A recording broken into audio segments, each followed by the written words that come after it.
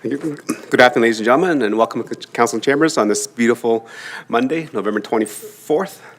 If you've had opportunity to be outside, you can tell that we're still enjoying a very nice fall. But with that being said, there has been a few mornings that have been slick, so again, as we transition from fall to winter, make sure you drive slowly. And if you hear any hot spots of icy spots, definitely let our staff know, and we'll take care of that as soon as we can. And even prior to that, our staff would usually be out about 6 o'clock, 5:30, just trying to get some sanding done. So I'm glad to see that's happening. So if you do hear any of those issues, please let our staff know, and we'll address them as soon as we can. Members of Council, there is an agenda before you. Deputy Mayor? Yes, thank you, Your Worship. I make a motion the Town Council adopt the November 24th, 2025 regular council meeting agenda as presented. Okay. Thank you. Administration, anything to add to the agenda tonight? Thank you, Your Worship. Nothing further to add. Okay, see none, call the question. All in favor? That's carried. Moving along with the agenda is number 3, which is the public input session. So this is the time that we allow residents and stakeholders to address council on anything that's not on the current agenda. Administration, has anybody registered to speak? Through your worship, no one has registered. Okay. See that nobody has registered. Is anybody in the gallery like to speak to council on anything that's not on the current agenda? Oh. I see former Councillor Pat Hansard. Welcome to Chambers. And you can go ahead and speak when you're ready. Thank you. It's good to be here with you all. Let me write my name. This is a little on the other side of the fence kind of thing here. But I know it's important for public record. Okay. It's a privilege to come before you, members of council. So I have a few words I'd like to share with you, and those of you who have served in the election, I think, of 2017, know that I did this then, and I hope I left everyone with a really good taste in their mouth or feeling about what I had to share with council. I wanted to let you know, all of you, Councillor Plechko, Councillor Laurie, Councillor Meyer, Councillor Anderson, Councillor Nybgall, I think you pronounce it Niebergall, and Councillor Loynes, as well as Mayor Choi. I always counted it a privilege to be among you, and I wanted to thank you for running positive campaigns. Not all did, but I really appreciate that each one of you took the high road, and it means a lot, especially when you're on the other end of the 15 people who did not get elected, to know that you weren't under attack, etc. I wanted to also let you all know that I was always proud to serve with 6 of you on town council, and I will be proud to call all of you my town council, and to let you know that you will always have my support. And what does that mean to a sitting council? It means that someone who's been through your side of it will always have your back, especially in the public arena. My 7 terms on council, I've learned a few things, and I've shared a lot of those with you over the various years. Mayor Choi, over 15 years we served together, very close to it anyway. And the rest of you on 1 term. But these are some of the things that I thought might be beneficial for an experienced former member of council to share with you. It's not wise to walk right into the muck and mire that is out there, especially on social media. There's no need for any of you to feel like you have to have all the answers or show off to anybody that you're knowledgeable and that you have a right to sit on council.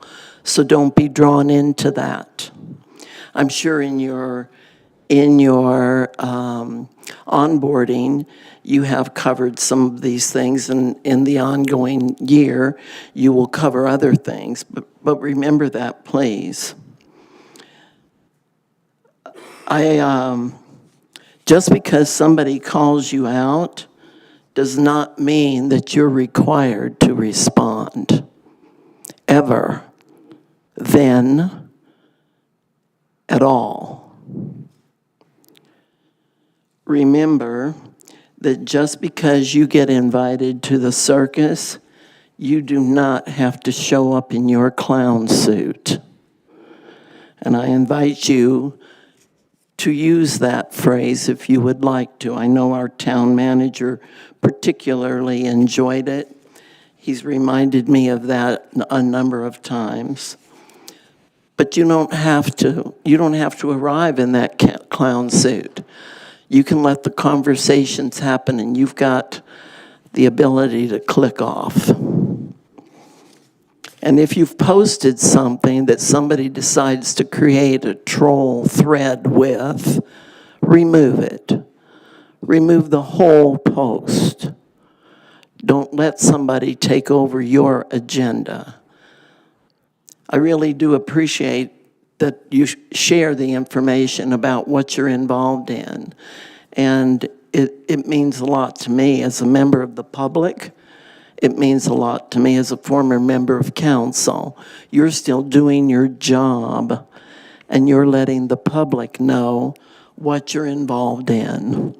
And every single time you do that, you earn a stripe. You earn the right to be a counselor. I wore a special shirt for you tonight.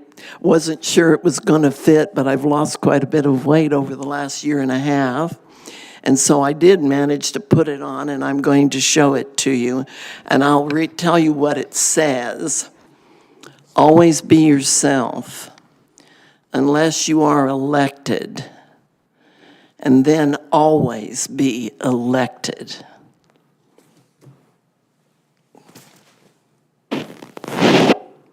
So you're welcome to make shirts if you wish, ever, but remember who you are.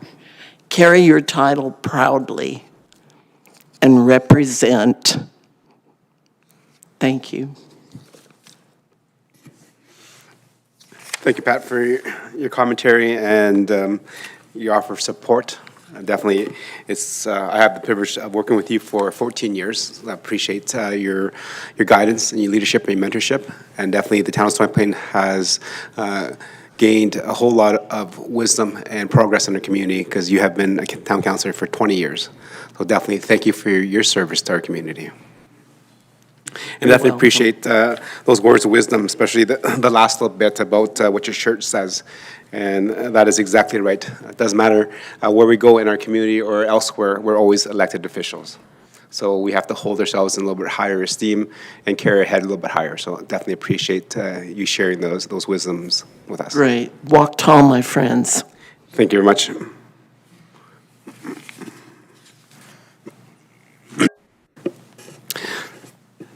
Okay, members of council, any other comments? Councilor Pletchko, go ahead. Yes, thank you, Worship.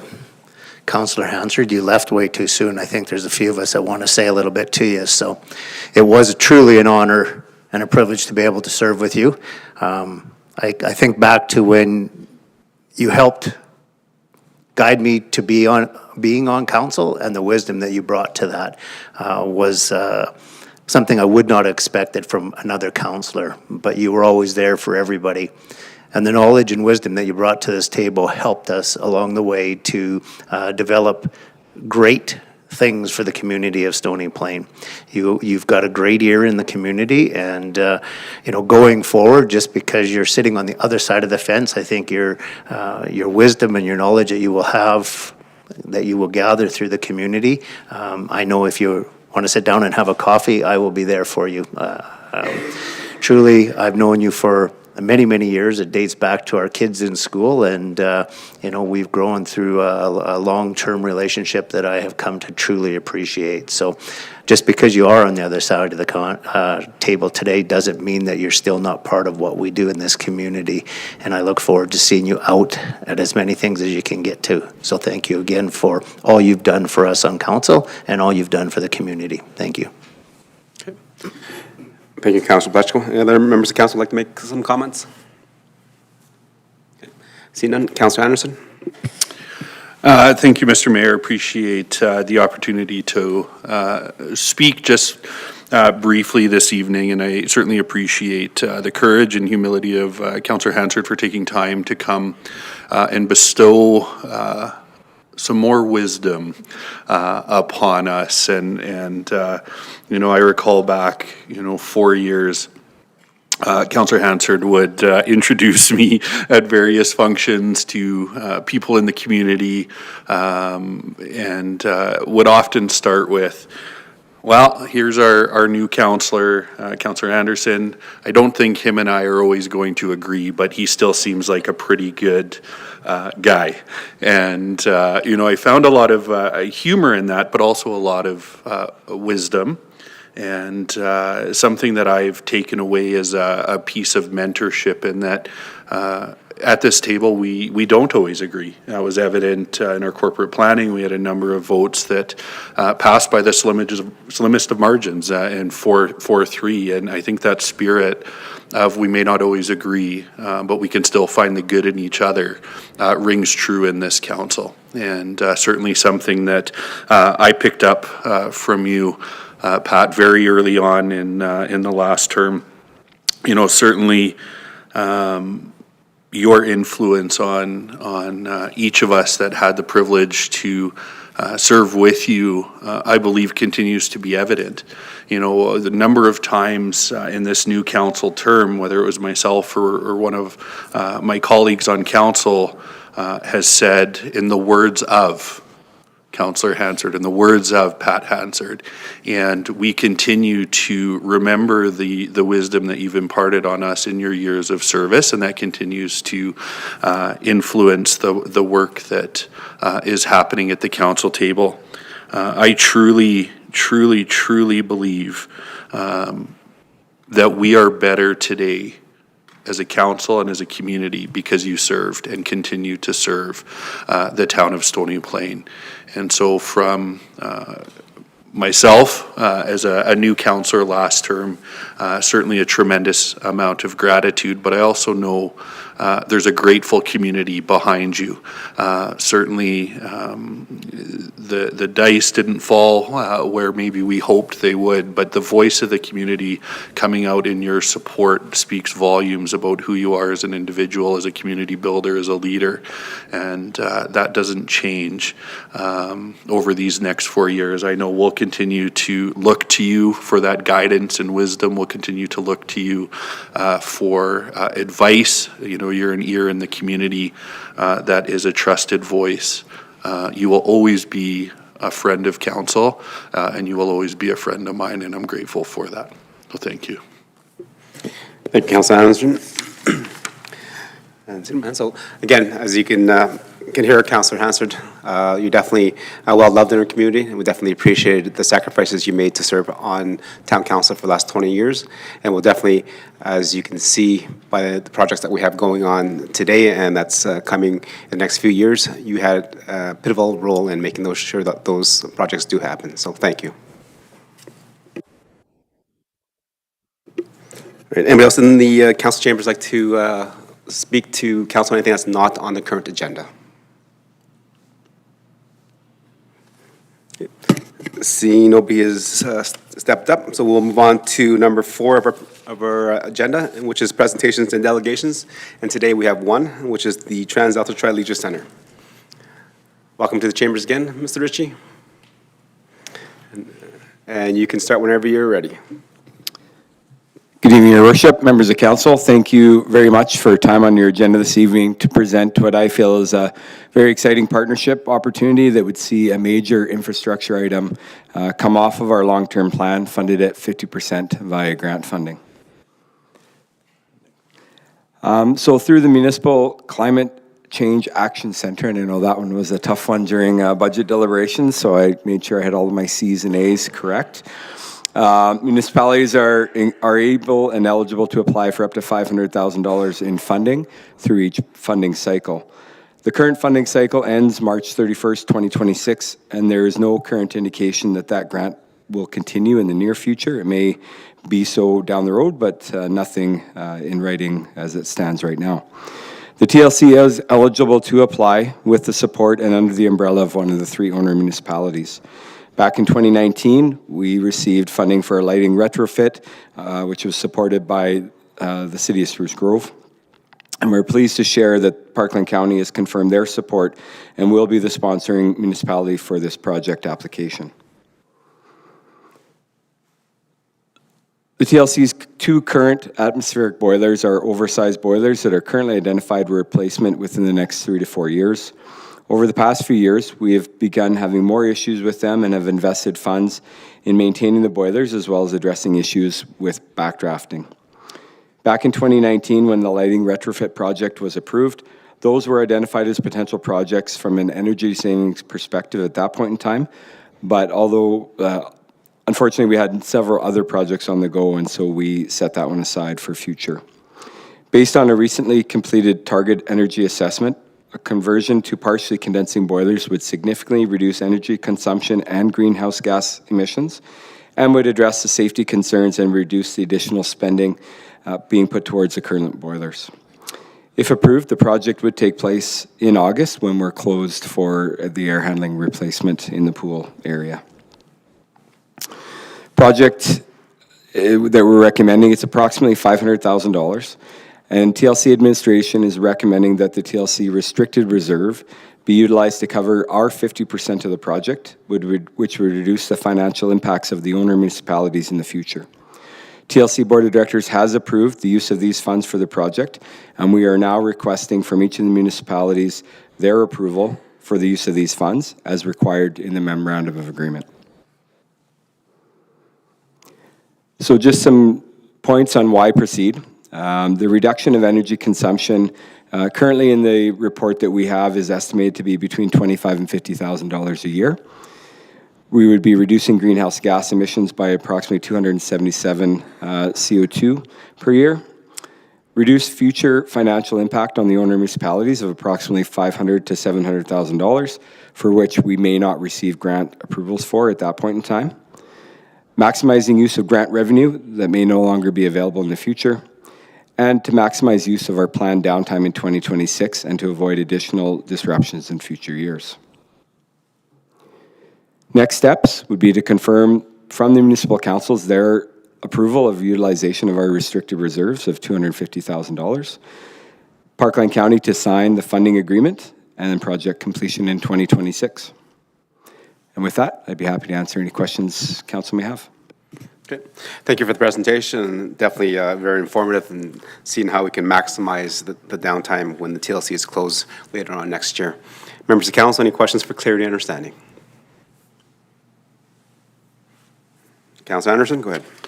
Thank you, Mr. Mayor. Thank you for the presentation. Certainly echo the Mayor's comments about maximizing downtime and appreciate that.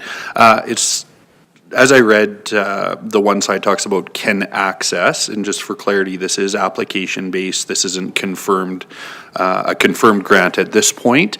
We're just putting the pieces in place to apply for the grant. Is that fair?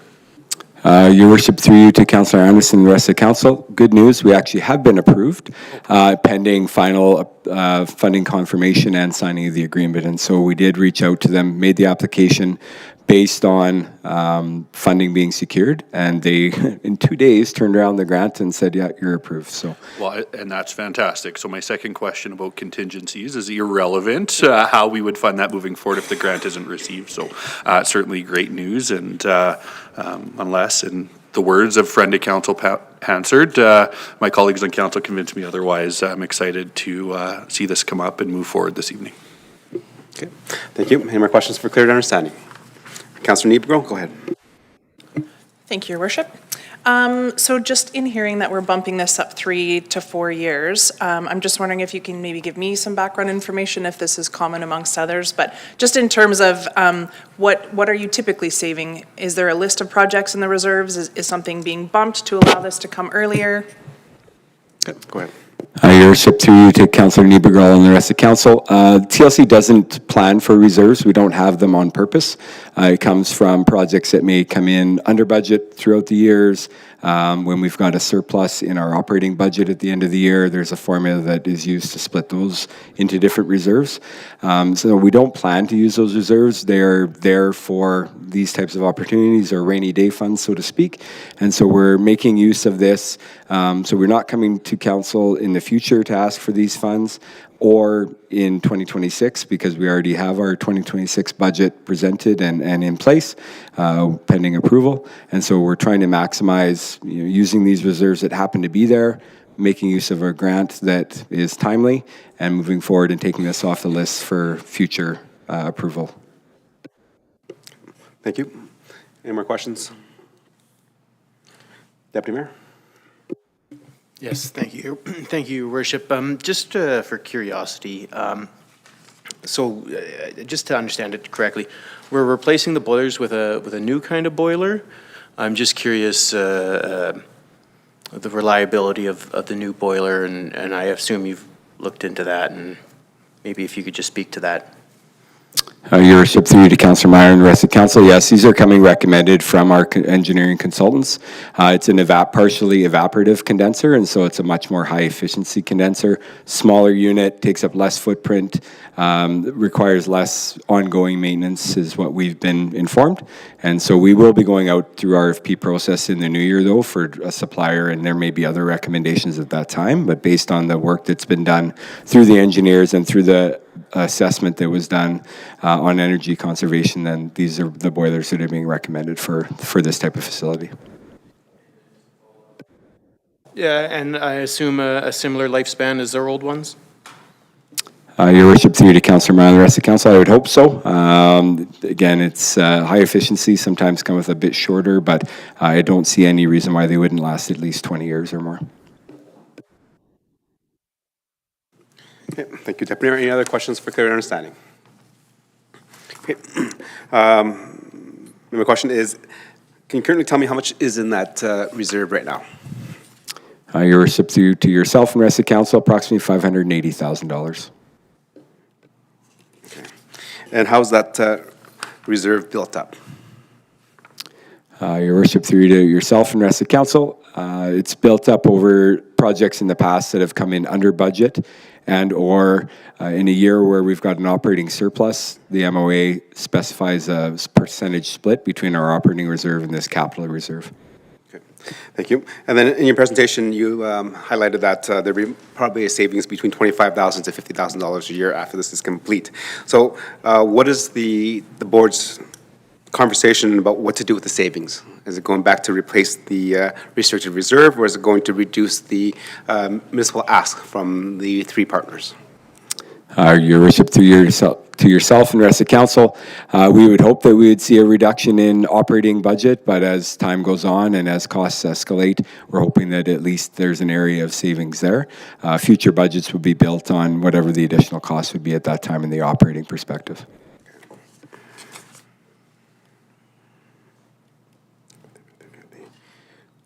Okay, I think that's all my questions asked, so thank you for the presentation. And as you've seen in our agenda, we'll be dealing with this a little bit later in our business items. Thank you.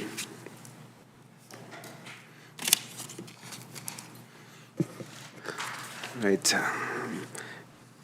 Well, that was a good news presentation to hear that the grant's already been approved before. Usually it's the other way around, so it's kind of make that business item quite short. Okay, moving on with our agenda is number 5 is statutory public hearings. We have nothing scheduled tonight, so moving on to number 6, which is council minutes. So we have 6.1 and 6.2, and that's for the regular council meeting of October 14th, and also the organization meeting of November 3rd. Councillor Laurie, please. Thank you, Your Worship. I'll move that Town Council approve the October 14th, 2025 and November 3rd, 2025 council meeting minutes as presented. Thank you. Members of council, you had the opportunity to review them. Any questions for clarity and understanding? Any errors, omissions, or spelling mistakes in those minutes? Go ahead, Councilor Laurie. Your Worship, I'm just wondering in the motion, because November 3rd was actually the organizational meeting of council, does it need to be noted separately? Administration? Thank you, Your Worship, through to the rest of council. It does not need to be separate. Okay, thank you. See none, I did not see any errors or omissions, so I'll call the question. All those in favor? And that is carried. Okay, moving on to number 7 of our agenda, which is council boards and committees. We have 5 tonight. So definitely 7.1 is the culture and tourism for May 14th and also September 10th. And we also have 7.2, which is the growth and commerce for May 21st. And the Swan Plain Library Board for June 18th and September 17th. And also 7.4, which is the Planning Advisory Committee of September 10th. And we also have the Tri-Leisure Board for September 11th. Councilor Pletchko for the motion, please. Yes, thank you, Your Worship, that Town Council receive the council board and committee minutes for information. Thank you. Members of council, you've had the opportunity to review all those minutes. Any questions for clarity and understanding to the council representatives? Go ahead, Councilor Pletchko. Yes, thank you, Your Worship. This will be for the council representative for the Tri-Leisure Center. I'm just wondering if you could provide a bit of information on the TLC Education Award Program, 6.2 of their minutes. Okay, thank you. Go ahead, Councilor. Thank you, Your Worship. Through the TLC's Employee Recognition Program, there is an Employee Education Award component that is awarded every year. And so a subcommittee of the board is struck to review the applications based on the criteria and the rubric that's developed to award that at the annual Staff Long Service Awards. Okay, thank you. Any other questions for clarity and understanding from members of council? Okay, Deputy Mayor, go ahead. Thank you, Your Worship. Just a question through you to the representative on the public library. I'm just curious if going to page, 2 of 3, 36 of 98, just regarding the Nate Capstone project. Yeah. I'm just wondering if the representative could maybe elaborate on that project for us. Okay, go ahead. What page did you reference, please? Page 36. And that's at the bottom of the page.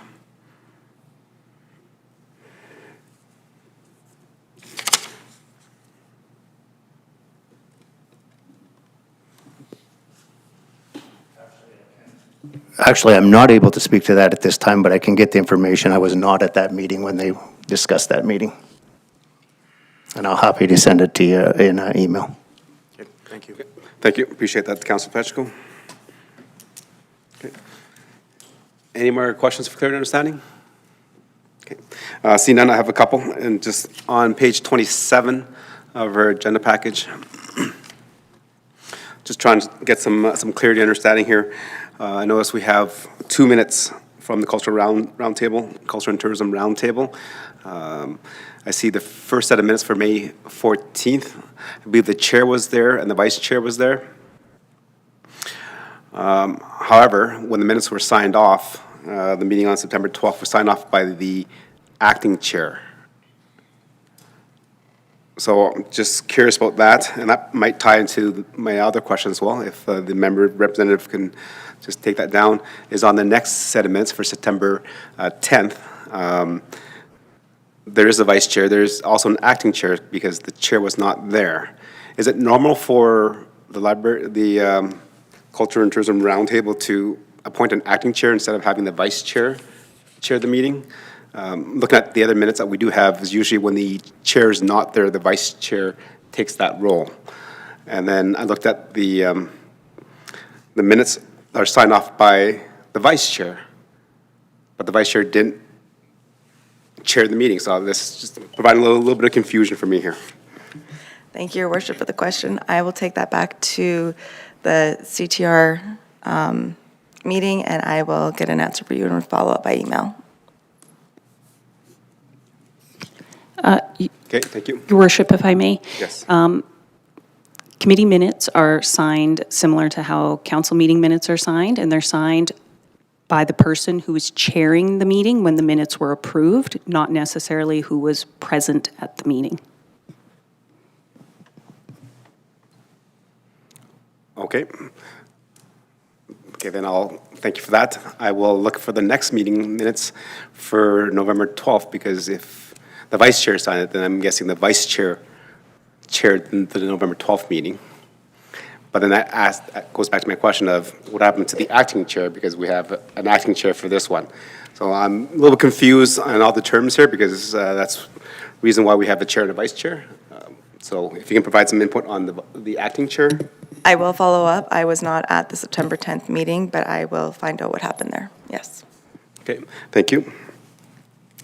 And then I have a question to the council representative on the Stony Plain Library Board.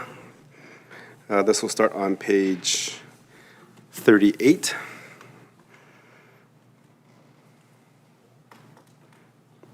Just noticed that there was a kind of update to the library's procedures, which is the addition of trespassing while suspended procedures. I was wondering if the representative can provide some insight on that and what that all entails for trespassing while suspended. Sure can. So in the past, we've had no policies in place for a number of things. And what this is we had a policy in place to suspend somebody, but we had no policy in place to deal with that issue if the individual came back to the library. So what we've done is we've been able to put up a procedure in place now for all the staff to know to be able to do what they need to do when we have somebody that comes back that's not supposed to be at the library. Thank you for that clarity, and definitely those procedures need to be in place if we're definitely seeing more of those issues and occurrences happening in our library. So thank you. Okay. And that's it. And also another question to the library representative. Definitely there was a committee made of the library board to kind of have the conversations with potential elected officials. There was 2 dates that were suggested. One was the evening of the 2nd of October, and then also was the late afternoon of October 4th. Do you have any updates of actually how many potential candidates actually came to the library to have a kind of orientation of what was happening in the library? And that would be page 39. I don't actually have the numbers for you, but I can get that because they did talk about it. There was a very low turnout of new candidates that come to the library for an orientation of the library. Okay, please, and just add it to the email. Okay, Councilor, you had your hand up. Thank you, Your Worship. Was fortunate to be able to attend one of those 2 dates. And at that time, I believe the group Councillor Loynes and I were in had 4, and then 1 joined a few minutes later and had their own tour. So at least on that date, there were 5. So I'm not sure about the other date. I'm sure the representative can get us that information. Okay. Thank you for that update. Okay. And that ends my questions for clear understanding, and hopefully I'll get some information from the Culture Roundtable and also the Stony Plain Library Board regarding the question by Deputy Mayor and the numbers of candidates. Okay. Any other questions for clarity understanding? Okay. See none, call the question. All in favor? Okay. And that is carried. Moving on with agenda number 8 is bylaws. We have no bylaws to deal with tonight. So moving on to business items. So 9.1 is the 2025 third quarter. Go ahead, administration. Thank you, Your Worship. Always a pleasure to have this report come into the council chambers. I was going to take a bit of time, point out a few things in the report. So if I could have council go to page 60, I believe it is. Of note, you'll see there, I believe council did have a conversation about this at one point closer to the date, but note about pop-up spray park done by the fire department back in the summer. And I just wanted to highlight or comment on that.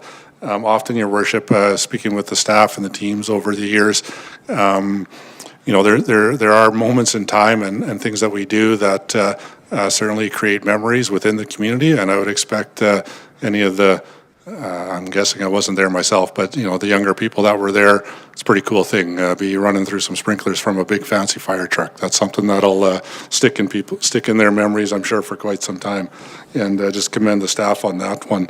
I think the next one I wanted to highlight a little bit, Your Worship, was page 67 of the council package.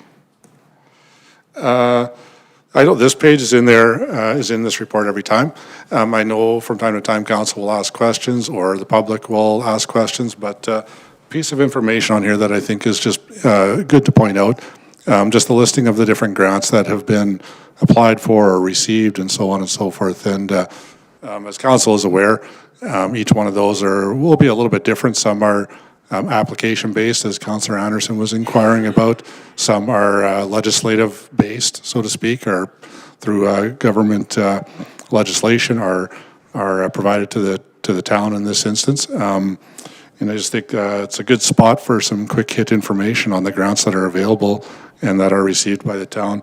The other thing on that particular page, Your Worship, draw a bit of attention to is just projected reserve balance.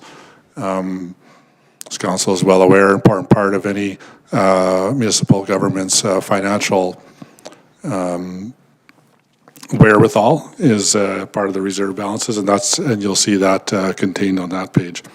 The last one, Your Worship, I'm going to just point out quickly to council is on page 74. Again, something that tends to be of interest to many people in the community, building stats, building permits, how much is being built, how much is not being built, where is it being built, so on and so forth. And although, we won't pack all of that information into a quarterly report, here's a good, this is a good spot for, if you're of interest, get some further information, always can inquire at the town office for more, and that can be provided, so to speak. But, of note there, you'll see those blue lines for 2025 are taller than the 24 years and the average years. I think I mentioned during the corporate plan that our numbers are trending well this year. And then along the left-hand column there, I know that the staff have noted some of the more, I'll say, interesting permits that have been issued in that particular quarter.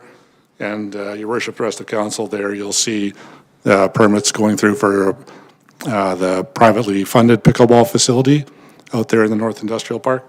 And another one that I know does come up from time to time, the Dollarama and those CRUs just off of 779, that permitting process is progressing. So, Your Worship, always lots of information in here, and proud to bring it forward to council, and certainly I know myself or members of the team can speak further to any particular item contained in the report. Okay. Definitely thank you for putting the report together, administration, and thank you for highlighting a few of those pages there for us, town manager. Members of council, you've had the opportunity to review the third quarter reports. Any questions, comments, and anything you want to highlight for ourselves and to members of the public? Councilor Lowry, go ahead. Thank you, Your Worship. Referring to page 65 of our agenda package 15 of the report, just again, something that stemmed a little bit from our corporate planning discussions and looking at the on-demand transit numbers that are there. Looking at the statistics, again, we see incredible growth in the on-demand transit ridership year over year. It looks like here in the third quarter on the local ridership statistics, we saw 125% growth, and then in the regional, we saw 135% growth. Question that I have for administration is, because of the way this system is being operated, with it being contracted through the city of Spruce Grove, we heard in corporate planning that our administration had reached out to understand some of the services, demands, and challenges when our corporate plan was being developed, but we were told at that time that there was essentially no need, no initiatives were being proposed. Further on, after our corporate plan was approved and we received our documentation and information, it then came to light that there actually were some service demand issues, and that I believe the numbers we were quoted were 50 to 100 not available trips per day was I think the numbers that I heard. So I'm just wondering, how can we go about, or how is it meant to be reported to council on kind of what the current capacity of the system is, the performance of the system, the challenges of the system? Like how are we meant to be kept informed, particularly when we continually see growth numbers like this, so that we can, assist in providing guidance in respect to decisions on the delivery of the service to our residents? Yeah. Go ahead to the general manager. Your Worship, through to Councillor Laurie. Certainly, we do meet on a frequency with our regional transit group, so that would include Spruce Grove and Parkland County, and ourselves. So the managers meet related to what's happening with the system and where the future of the system would go and some of the areas of which we believe are gaps in the system. With respect to that, we try to align ourselves with our other two partners in terms of bringing those service levels forward concurrently with each other. With respect to corporate planning, certainly there was some, what I would suggest, some items that we looked at and said these would be enhancements or improvements to the system. I think with transit, even with those systems or those improvements that perhaps Spruce Grove has approved, we're likely to continue to see failed searches or failed rides per day. I think that number is going to be high. I'm not sure where you get to that threshold where you don't have those high numbers of failed with the service level that you're delivering. I don't profess to know enough about transit or be able to forecast with a crystal ball to say how many buses, how many hours provides rides for people collectively across the entire day. I think the only system that can meet the overall demand and the demand that will continue with our transit service is like an Uber system. You can get the ride as soon as you call for it, you know when it's coming, and you can get to the location that you need to go to. With respect to that, we certainly do check with our regional partners to see what is going forward in their corporate plans. And if nothing is going forward, then under our particular system, if we're not recommending something come forward to council, then the information doesn't get into our corporate plan. Along the way, as you stated earlier, City of Spruce Grove did determine that they would like to put in reliability hours during those weekday service hours. And at that point, it was too far along for us to include those continued hours. With respect to that, I don't know what the impact will be. With 2 more buses going around City of Spruce Grove, will that free up time in our on-demand system in Stony Plain? Because there's the ridership that is asking or calling for the service in Spruce Grove during that time frame. There's 2 additional buses dedicated directly to them. So that frees up the other buses that are typically running around during that time for the on-demand system. It might free up and make available more buses for us during that time. So until that service gets activated, we won't understand what that impact is on that projected 50 to 100 rides that are not being met per day. The other data that we're looking at certainly is right now you have a booking window, so you can book up to 7 days and you can cancel 2 minutes before. So that sterilizes a ride. So there's things that we can do potentially to the system to improve that. And the staff are certainly looking at what is that right balance point. People do like to know when they can get a bus, when they can't get a bus. And so do you shorten that window, and does that have effect on that 52 to 100? So that data certainly is available to us. And certainly if council asks questions during council meetings related to things that you're hearing in the community, we can certainly bring that information back to council. Okay. A lot of the reports that we're getting and looking at, certainly we use that administratively to guide our decisions as we move forward through the transit system. Okay, thank you. Anything else? Excellent, thank you. Yeah, no, I just wanted to note that that's, again, great information, and I hope we can continue to work on a process forward on that. I mean, when we look at the statistical ridership here for this quarter, it's talking, the total regional is 19,349, and those 50 to 100 trips a day is 4,500 to 9,000 additional trips on top of that. So, it's a pretty substantial, potentially another 150% capacity of what we're already delivering on 135% growth. So it's it's good to hear that there are some reporting mechanisms. Again, I think there's probably some work to be done. I did want to ask, though, in this report, in our quarterly report, we see no data whatsoever in respect to the commuter line. And that commuter line is a line that we pay into. I think in corporate plan we heard we pay about $300,000, or we're budgeting about $300,000 for the upcoming year, anticipating in and around $70,000 worth of revenue. Where do we get any level of reporting and statistics on the commuter system? Okay, go ahead.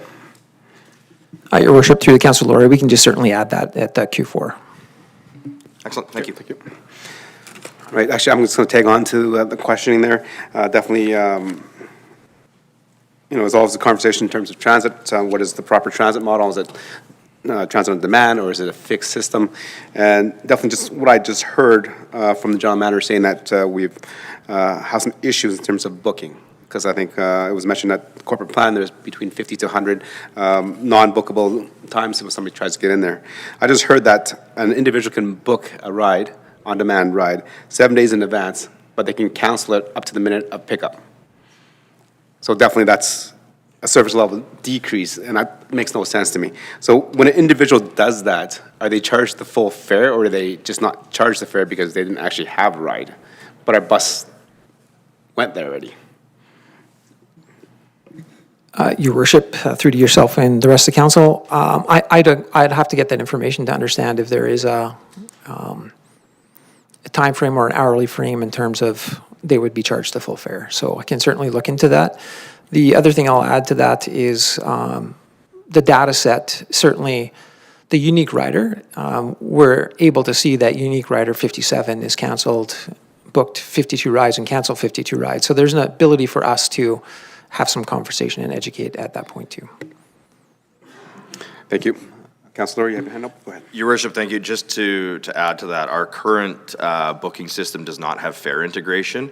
So I would assume that those canceled rides are not charged because there is no way to be able to charge them without likely sending an invoice and hoping that they pay it to that rider. I do understand that our transit system is changing the app that's used for booking. I believe it's as of December 1st here, so I'm not sure if the new booking app will have fare integration into it, but I do know the current one that's being used does not.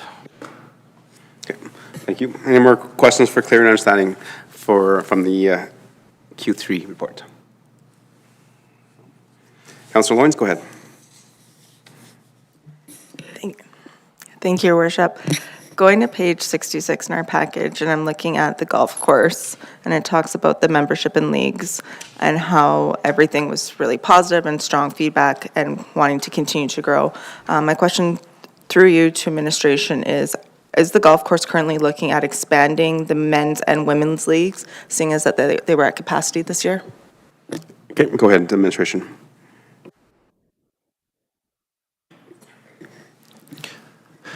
Your worship, and through to Councillor Loynes, certainly it's something they continue to look at.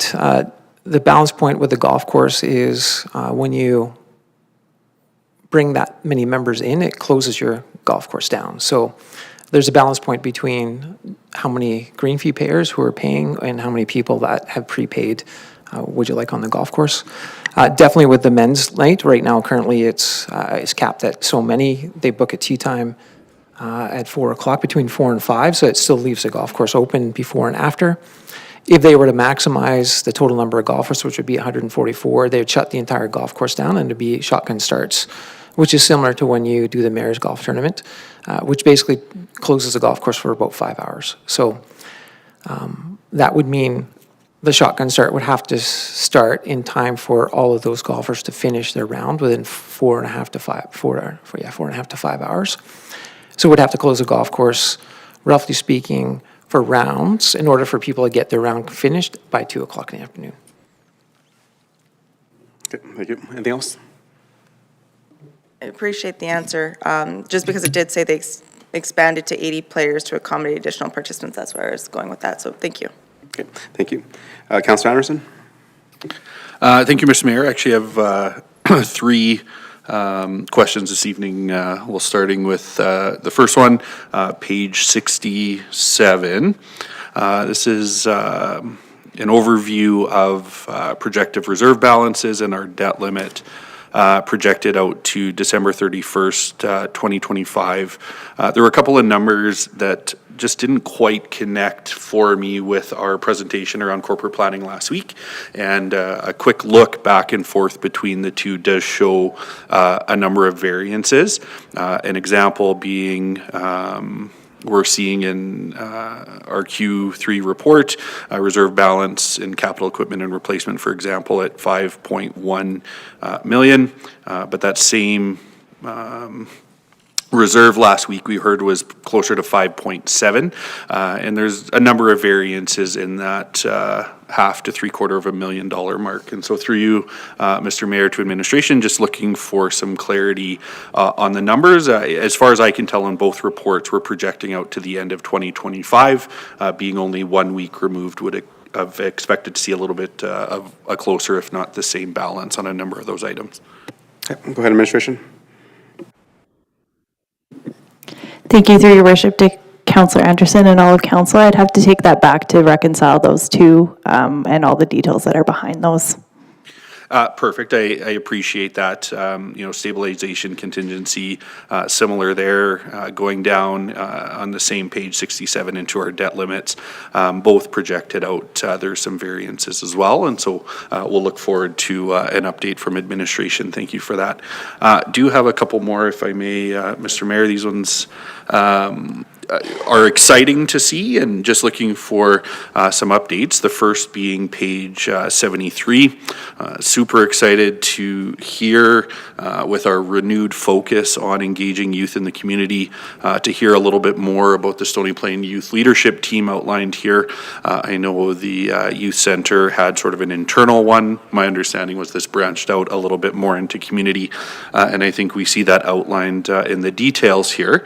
We do have a note, though, the first sentence, actually, the Youth Leadership Program concluded. It goes on to say this quarter. And so just looking for some clarity from administration, is this a concluded program that ended at the end of the quarter, or did we just end with 7 participants in the program? We'll carry on moving forward. Go ahead, administration. Thank you, Your Worship. Through you to Councillor Anderson. What we do is we do a rotating Stony Plain Youth Leadership Team, and so each fall we do a conclusion and then a revamp and revitalization where we invite new people to join the team.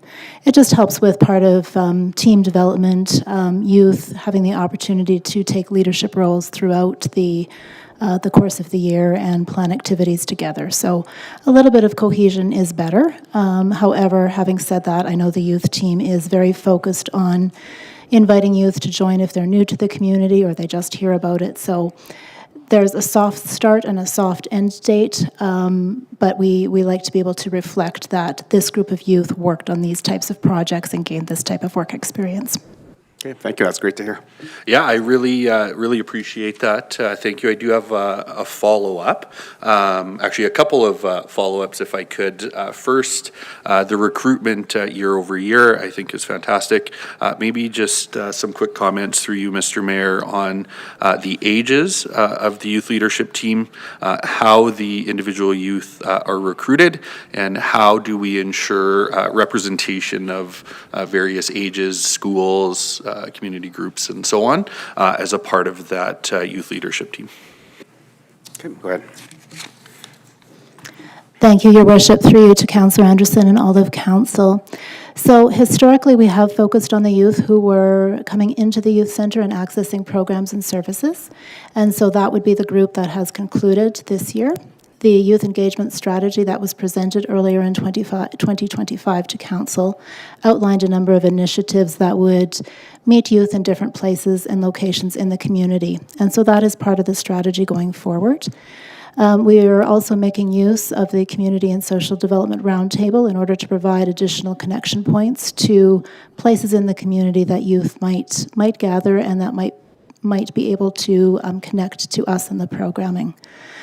Part of the youth engagement strategy also includes expanding services to the young adult age group. And so that takes us beyond just the 11 to 17, but also knowing that there are young people in the community who are working at transitioning to adulthood and becoming more active as they exit secondary school and head out into either additional training and learning or the workforce. And so looking for ways to include them in some of the work experience and the leadership components as well.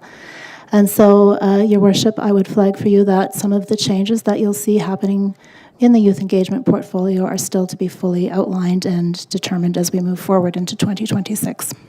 Thank you. Anything else to Yeah, I'm loving this. I will ask just one further question on this particular item, or maybe more of a comment than a question. But as that iteration fleshes out moving forward, would love to see this as sort of a continued piece in our quarterly report, and would love to hear how the ongoing recruitment is looking, sort of how we're finding representation from different areas of the community. I think that would be fantastic. And the other piece I would like to add, if it would be agreeable through you, Mr. Mayor, to the general manager and you know, the youth, and I know there would be a number of pieces, but would love to see them in chambers and would love to hear, you know, their perspectives directly to council and be able to ask some questions. And I think could be a great piece of that leadership development, having the opportunity to experience a council meeting and participate and so on. So I can't speak for all of council, but as one member at the table, would love to see them in the room and be able to engage with them directly. I do have, Mr. Mayor, one final one, if I could. This is page 77. Again, this is one that is great to see as we've heard it from community members, but looking under our projects around parks and leisure. Certainly that, again, focus on activating green spaces and our active transportation networks and so on. Love the solar lights being replaced to improve the visibility. Is this an ongoing project, sort of year over year, we're replacing lights with the solar, or is this something that, you know, we had a grant for, or sort of where does this fit into the bigger picture? Okay. Go ahead, Administration. Through your worship to Councillor Anderson and all the council, would agree that the inclusion of the lights always makes the trails look a lot better. The program does come from directly from our operations budget, so the staff will generally they'll take in reports from that they get through the Public Works phone calls or some notes from staff, that they'll keep a list of locations that are noted to be a little darker. This was, you know, in talking to the teams, this is something that we didn't do about 10 or so years ago because the technology for this type of light was rather expensive. The accessibility of solar lights and the availability of the equipment does make some options available for staff to make some judgment calls. When there are certain locations that are notable for example, certain park upgrades that we are planning to do, we do try and include them because sometimes pulling power is rather challenging. So if we can't get a proper light there, then we'll try and see if we can put the solar lights in as part of the project. But ultimately, there is a bit of a judgment call on the staff of what these other isolated locations might be if it does add some utility embedment to the location. Perfect. I appreciate that. And just one follow-up here, Mr. Mayor, if I may, and related to the same page, not the light specifically, but through you to administration, we're looking at the picture actually on this page, and love to see how the benches are tied directly into the pathway system. Now, I believe this one is, there's some like pea gravel or something there. But directly, I believe, south of this, if you follow the pathway, there was a bench installed a couple of meters off of the pathway with a area of grass between the trail and the concrete pad for the bench itself. Now, if my memory serves me correctly, we did have a conversation around accessibility a couple of years ago and how there was a hope that moving forward with new bench installations, we'd be able to tie them in directly to the pathway so that those with limited mobility aids or otherwise would be able to access those seated areas without too much trouble. This particular one that didn't occur, and there are a couple of others noted around the community, I believe, that I've provided through the town's CAO to staff, just looking for just a general understanding of our approach to installing pathways moving forward. Are we able to accommodate that accessibility measure? Is there a reason that maybe we're not able to do that I missed? Just some clarity there, please. Okay, that's a good question. Administration, go ahead. Thank you, Your Worship, through yourself to Councillor Anderson. So I don't know the specifics on this particular bench that you just referenced. It's certainly something I'll follow up on. I can offer a couple of comments on our approach to the location of the benches as we do them. As you mentioned, we do replace them with a concrete pad, and we do have talks with the operations staff about being mindful of access for people to go, because sometimes where the bench has been is not necessarily the best place for it now. There can be mitigating circumstances where they have to not be right up against the trail. There could be again, I'm just going to give a general list, not necessarily specific to this one. Sometimes there's drainage concerns. Sometimes there could be trail visibility concerns. But generally, we do ask staff to try and match what you're saying. So if there were a couple missed ones there, we'll certainly get that list from the CAO and follow up and see if there's reasons. But I'll reinforce that position to the staff that this is, when we're doing these things, these are a good thing. They're a good operational thing for us to include to help make the maintenance of the benches more accessible in general. But if we're always looking to do better, and if this is something that we have to reinforce, we will. Okay, thank you. Yeah, and thank you, Mr. Mayor. I certainly appreciate that. I know, maybe it's not an accommodation that can be put into place every time. I know there's some added cost with the added concrete and the extra hours and so on, but certainly many within our community that benefit from the easier access there, and I think it would be prudent of us to ensure that we consider that wherever we can. Thank you. Okay. Thank you. And I'll also add to that as well, in terms of seeing the new benches that have been put up. They're great in terms of the ability for somebody to sit and kind of take a break when they are mobile. And those that are not, as mentioned by Councilor Anderson, is to get through the grass. So in terms of what I've seen in the past is that we usually build a base for the chair. So then going forward, when you're having conversations with the staff in terms of accessibility, would it be a asphalt apron that goes in or a cement apron that actually goes in? Through your worship to all the council, like everything else, it does depend on the situation. I won't necessarily prescribe what material we will or won't always use. It'll be likely asphalt or concrete. What I was more getting at is with my previous answer was trying to get them as close to trail and then connected to. There sometimes can be reasons that are just site specific that I can't necessarily comment to right now.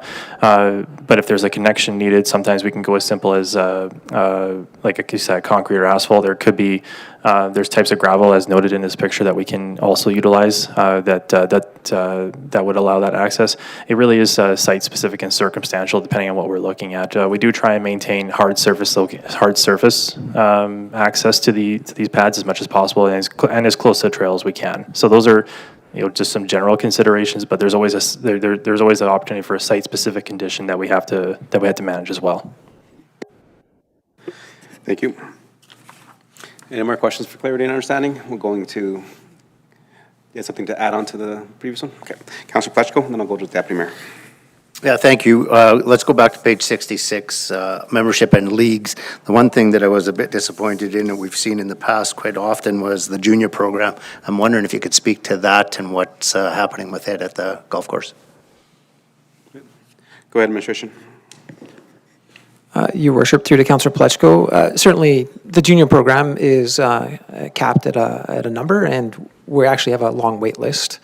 We actually had a wait list where our numbers are so high right now on our wait list that we're restricting only to Stony Plain residents. We did used to get residents from all over the park, our Charter Municipal Region, but we've got enough interest in all of our programs at the golf course right now where there's consideration just to Stony Plain residents only. So certainly that list of juniors is quite high, and it's maximized every year, and we do have a long wait list related to it. Golf course does look at the tee sheet, and we do look at the usage of the golf course, and if there's an opportunity for us to expand that golf course, or sorry, junior membership to more, we certainly will look at that.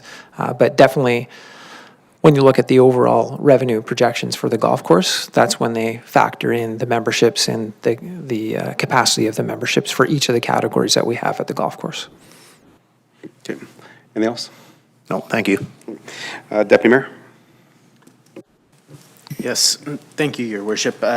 Just going back to Councillor Anderson's questions on page 77, I'll just tell a bit of a story. So while we were down in Calgary for the Alberta Municipalities Conference, I had the opportunity to go for a jog down by their river.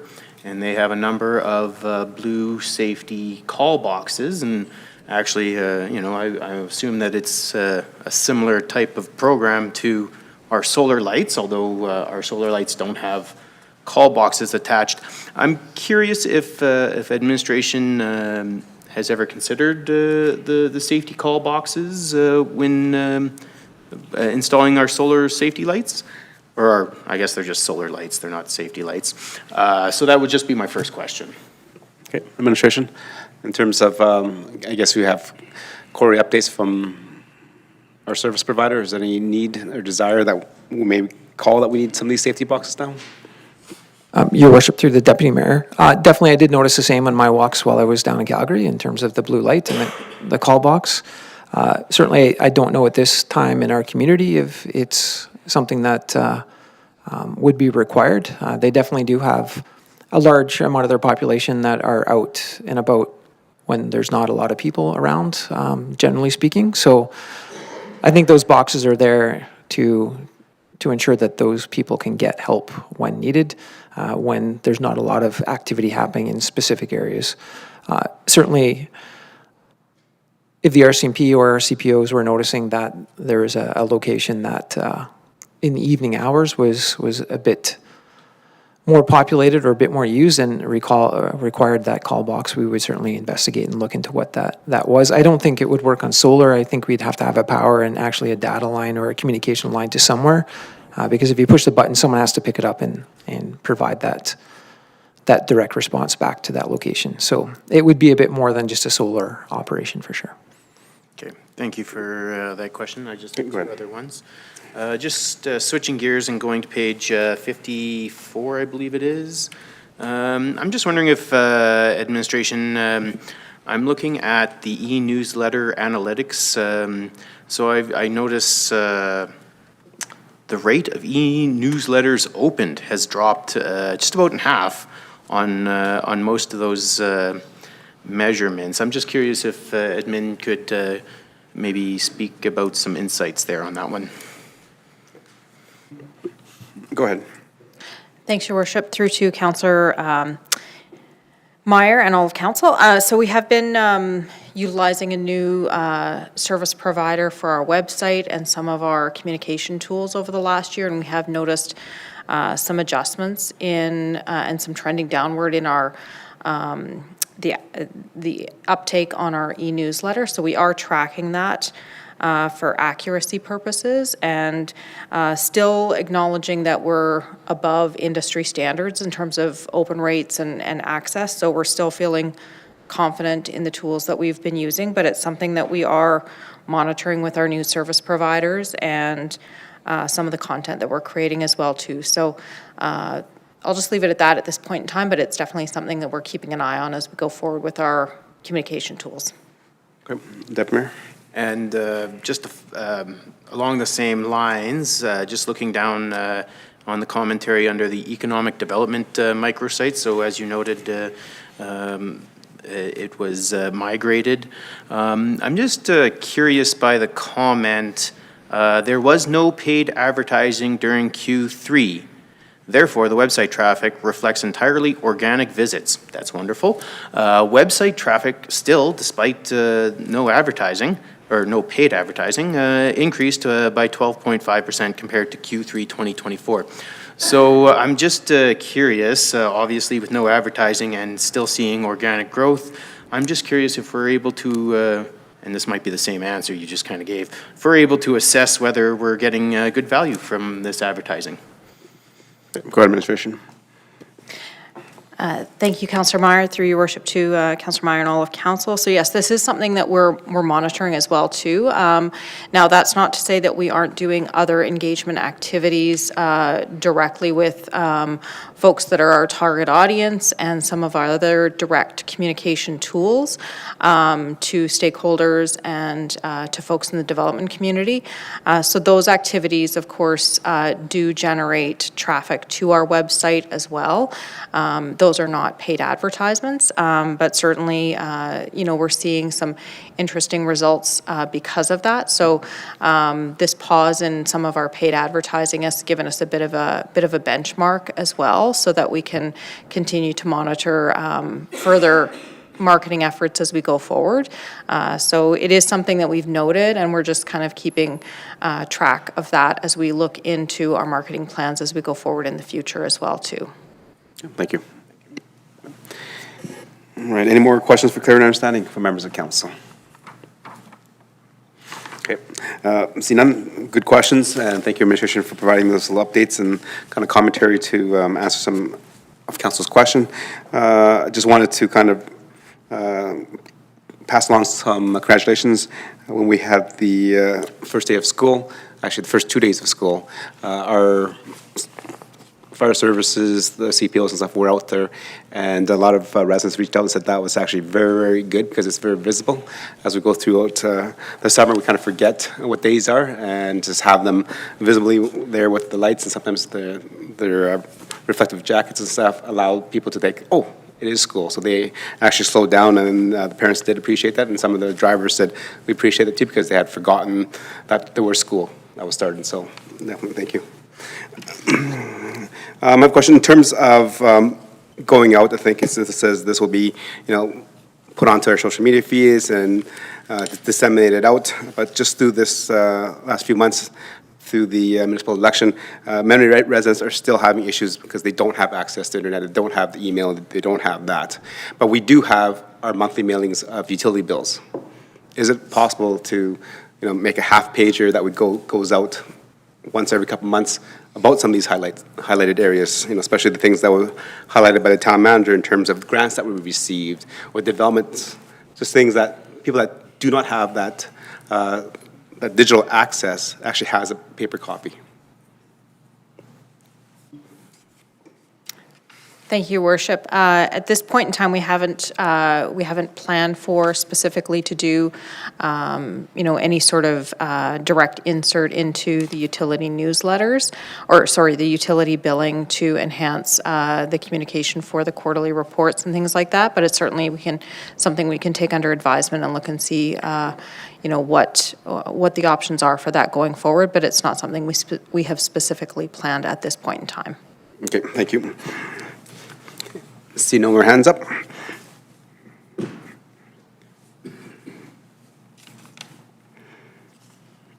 Councillor Loynes. Town Council accept the 2025 third quarterly report update for information. Thank you, members of council. Any questions, comments, debate on the motion to accept? See none, call the question on favor. That is carried. Moving on to 9.2. This is the cemetery fees. Administration, go ahead when you're ready. Good evening, Your Worship and Council. Just ahead of the manager's presentation on the fees and charges tonight, I did just want to take an opportunity to give Council a high-level update on the cemetery as it progresses to reality. At the site, the project is reaching substantial completion of its construction. This means that major construction work is completed, with some of its outstanding items including some landscaping, some trees, shrub installations, and some seating. There's also some site-specific install features like benches that are going to be coming in 2026. Additionally, the art installation is progressing quite well and is expected to be completed before year's end. With this in mind, town staff have been making progress with some other key elements that includes applying for the final cemetery certificate with the province of Alberta. This is a significant regulatory requirement, and staff are expected to have it completed before year's end. Staff have also been hard at work putting the finishing touches, on some final operational details. And this includes creating the operational plan that will allow us to determine other milestones like sales and internments. We don't have these details tonight, as they are being worked on currently, but a purposeful update to council is being planned for the first quarter of 2026 to provide council an update of how this is progressing. With that, I'll now turn over to the Manager of Finance for her presentation. Thank you, General Manager. Good evening, Your Worship and Council. Tonight I'll be presenting the cemetery fees and charges information. The screen up before you depicts the timelines on the cemetery, which was approved for construction in 2025 through 2027 corporate plan. Construction commenced in 2025 with completion in 2026 in advance of the opening. In advance of the opening of the cemetery, financial modeling is required. Our cemetery consultant was engaged to complete financial modeling based on operations and user fees regarding operational fees for a municipal cemetery. Through the analysis, a cost recovery model of 55%, 75%, and 100% was used through the guidance of administration. Comparators used in the financial model were City of Spruce Grove, City of St. Albert, City of Leduc, Parkland County, Beaumont, and City of Edmonton Northern Lights Cemetery specifically. In the model, only operational costs were contemplated for recovery. That means any capital, including land, equipment, or construction costs, were not included for recovery. Annual internments were estimated at 53, and operational expenses were estimated at just over $171,000. Based on comparators and town operational impacts, a 75% cost recovery model is recommended and was transacted as such through the 2026 through 2028 corporate plan. This equates to $42,000 or a 0.18% tax impact for 2026. Closest fee comparators were identified as the City of St. Albert and Northern Lights Cemetery, owned by the City of Edmonton, and are shown in the RFD. Fees for plots would be recognized in the year sold, while internment services will be charged in the year the services are provided. Internment fees are set to offset costs associated with those services. As operations commence and additional services and tenders are solidified with costs defined, other fees for service will be added to the user fees and charges as necessary. Opening a new service as unique as a cemetery requires assumptions within the financial modeling and operations. In addition, tenders have not yet been secured for operational contracted services. Should those costs come in differently than projected, that may also change and impact the fees. Administration's recommendation is to adopt a fee model sustainable over 5 years and establish a reserve to transfer any surplus or deficit to ensure tax and fees are not spiking in certain years. This will allow operations and a number of internments to stabilize. Alternative options could be adopted, which would impact taxation. Outlined in the financial model were a 55% cost recovery, which would impact taxation by $100,000 or 0.42% tax. Also considered was a 100% cost recovery model, which would inflate fees fairly high but reduce taxes. The motion before council at this time is to support the motion for information. Intent would be that these fees will be approved prior to the opening of the cemetery and would be brought back to council. Thank you for your time. I would now take any questions. Okay. Thank you for your presentation, and definitely something that council has been looking forward to is having the cemetery open so that our residents and the areas and the area residents have a place to lay their loved ones. Members of council, any questions for clarity and understanding? Okay. Councilor Plechko. Yeah, thank you, Worship. Just a question for clarity regarding it being part of the taxes. Is it normal practice for a cemetery to be subsidized by the residents? Yes. Go ahead. Thank you, through your worship, to Councillor Paleckko and all of council. That is a normal practice. It is a service that the municipality has decided to provide to its residents or provide in their town or in their county, and that is accurate in regards to the comparators that we have provided. Thank you. Thanks for the clarity. Okay. Councillor Anderson, go ahead. Thank you, Mr. Mayor, and this is just a quick one for clarity as well, and I think the answer is in our lead sheet, but I do know there are many watching or will watch that are interested in this particular item, and so looking at page 86 of our agenda package, it's the tax impact or recommended model from council that was in the presentation. Just back a slide or two, notes the tax impact at $42,000 or 0.18%. For those that may have not have followed along with our corporate planning and clarity from administration through you, Mr. Mayor, can you confirm if this was already considered in our 2026 corporate plan, or if this would be in addition to what was discussed last week? Okay. Go ahead, administration. Thank you, through your worship, to Councillor Anderson and all of council. So the amount that was included within the corporate plan that was presented to council just last week did include the 75% model, which already included the 0.18% tax. Perfect, and thank you for that. And certainly, at this table, we've been a part of those conversations. Would just want residents to be aware that we're not looking at adding an additional cost onto what was already discussed, and it was already considered. So I appreciate the clarity. Thank you. Great. Any other questions for clear understanding from members of council? Okay. I do have a question. In terms of, administration is recommending a 75% cost recovery model, which I can understand, the logic behind that. But there's also recommendations for 50% and also 100%. So just quick question then, why weren't those two recommended? Was there a balance that we decided not to go with 100% cost recovery or even a 55% cost recovery? Thank you, Your Worship. I appreciate that question. And just to be, just make a quick comment there. Yeah, so the 50 or whatever, and the 100, those are options that would be available for council. The recommendation is 75% cost recovery model. So, Your Worship, what's the rationale for choosing that one?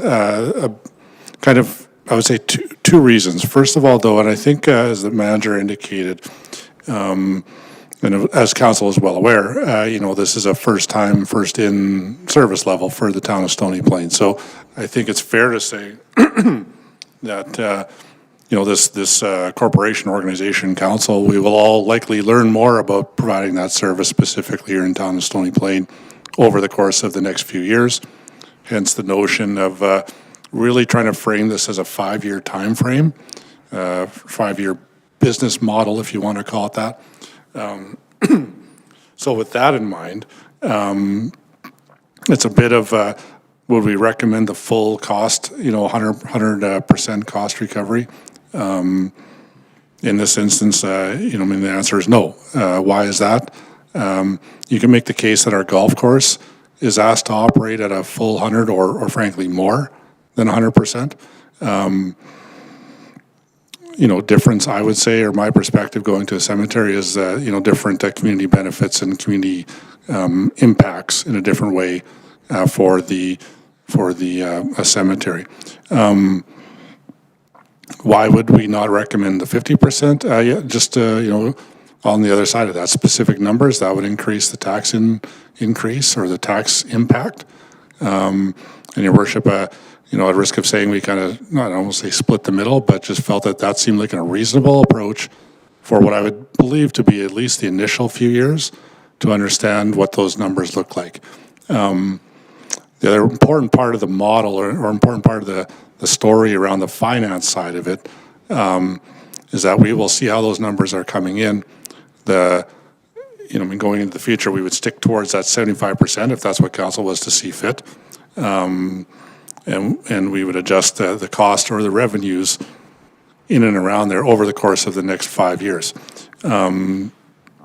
So it's, I guess, Your Worship, I'll just put that into the dialogue as part of the rationale to the background is how did you end up at 75? It's a little bit of full cost recovery, seemed a little hard, a little fast at this point in time, and that we don't actually know. We have estimates of what these costs will be. We have estimates of what these revenues will be. And at this point in time, thought that might be a little bit too much, too fast.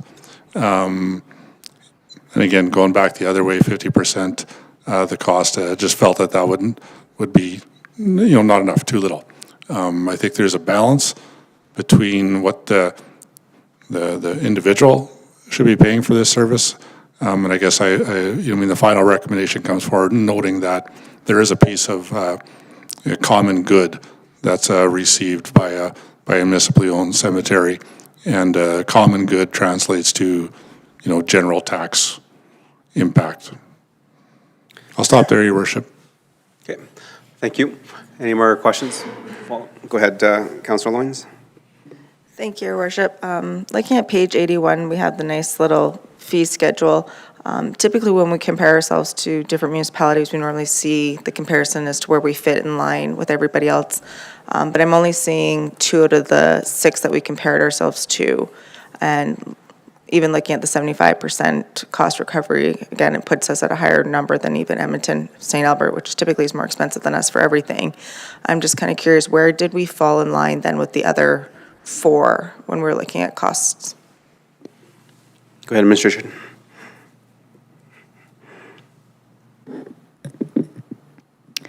Thank you, through Your Worship, to Councillor Loynes and all of Council. These 2 comparators were the closest in fees, and so the other ones were lower. Okay, thank you. And Councillor Niebergall, go ahead. Thank you, Your Worship. Through you to administration, I'm just wondering, this sounds terrible asking this, but what is the capacity of this cemetery? Go ahead, Administration. Through Your Worship to Councillor Niebergall and all of Council, there's, I believe, if I'd have to go check get the exact number from the master plan, but I believe we have 20 plus years of space in this cemetery in this current phase, and then we have the remaining undeveloped section of the subdivision that we could further develop. So there's many years of space in this cemetery. I don't have the exact numbers of plots available, but when we did the initial master planning, it was we had a very favorable site location and size to grow into over time. Thank you. Go ahead. Thank you. Just in follow-up then, in terms of upkeep and maintenance, can we speak to essentially the projected cost of that, of what that would be? I'm kind of trying to wrap my head around subsidizing the cost of the use of the cemetery through taxes, and then this sort of piece of what we would be bringing forth in terms of maintenance and upkeep. Go ahead. Through Your Worship to Councillor Niebergall and all of Council, I believe the manager had outlined that on page 85 as an estimated operating expense of $171,000 per year. And I'll just add that there's I'll just add some comments, and maybe if the manager of finance wants to add to this. There's two parts of the expenses that I'll just highlight. There's what I'll call the custodial upkeep of the site, which is where we'll be cutting the grass, we'll be maintaining the site, snow removal, accessibility, things of that nature. So that's one bin of expenses. The other bin is going to be from the actual interment services. So when there's services being rendered, regardless of what option, those are the costs being recovered at the 75%. So there are 2 bins of services that we're doing here, and that's what's encompassed in the expenses. Okay, so may I just add to your question there, Councilor Niebergall. So the custodial of the site is not included in the cost. So how much is that costing taxpayers? Through your worship to all of council, so as the manager mentioned in her presentation, that we haven't yet put those contracts out yet. So that is something that we're going to be putting out in early Q1 with the development. As I mentioned in my presentation, we're still developing the operational plan and getting the scope of those contracts together at this time. And as I believe the manager mentioned, there is, and the CAO may have talked on this a little bit, there's a little bit of, there is some estimates that we're making on our side of what those costs will be based on expert opinion that we're getting from our consultant, our reviews of other municipalities, and we're trying to encompass them. We ultimately won't know exactly what those expenses are until we tender them, and we'll have those. And as we go into 2026 towards opening, we're going to start building this picture of what those expenses are, those impacts, and and that's where those updates to council will come in and show what picture we're painting with that. Okay, so then please explain to me why those costs are not included in the 75% cost recovery. Thank you, through your worship, to you and all of council. Just for a bit of clarity, there are estimates that are within the budget. So for a full year of operations, total contracted services, which would include both of those pieces, I don't have the breakout with me this evening, but for a full year of operations would be around $160,000 for those two contracted services. But as mentioned, we still have to put those out to bid. We have to ensure that we have our costs accurate and that the fees reflect those costs. We also did note that there are additional fees that may be incurred based on what is chosen in the cemetery. And we're fleshing through the operational document to understand what services 100% we will be providing, and that will also go into the bid that will go out to the contractor to ensure that those costs can be captured. Okay, thank you for that clarity, because that was different than what I heard from the general manager, that those custodial fees of the site were not included in the 75% recovery. But you just said that they will be once we get the numbers. Sorry, thank you, your worship. So there are contracted services that are projected and are worked into the model. Okay, thank you. Any more questions for clarity and understanding? Councilor Anderson, go ahead.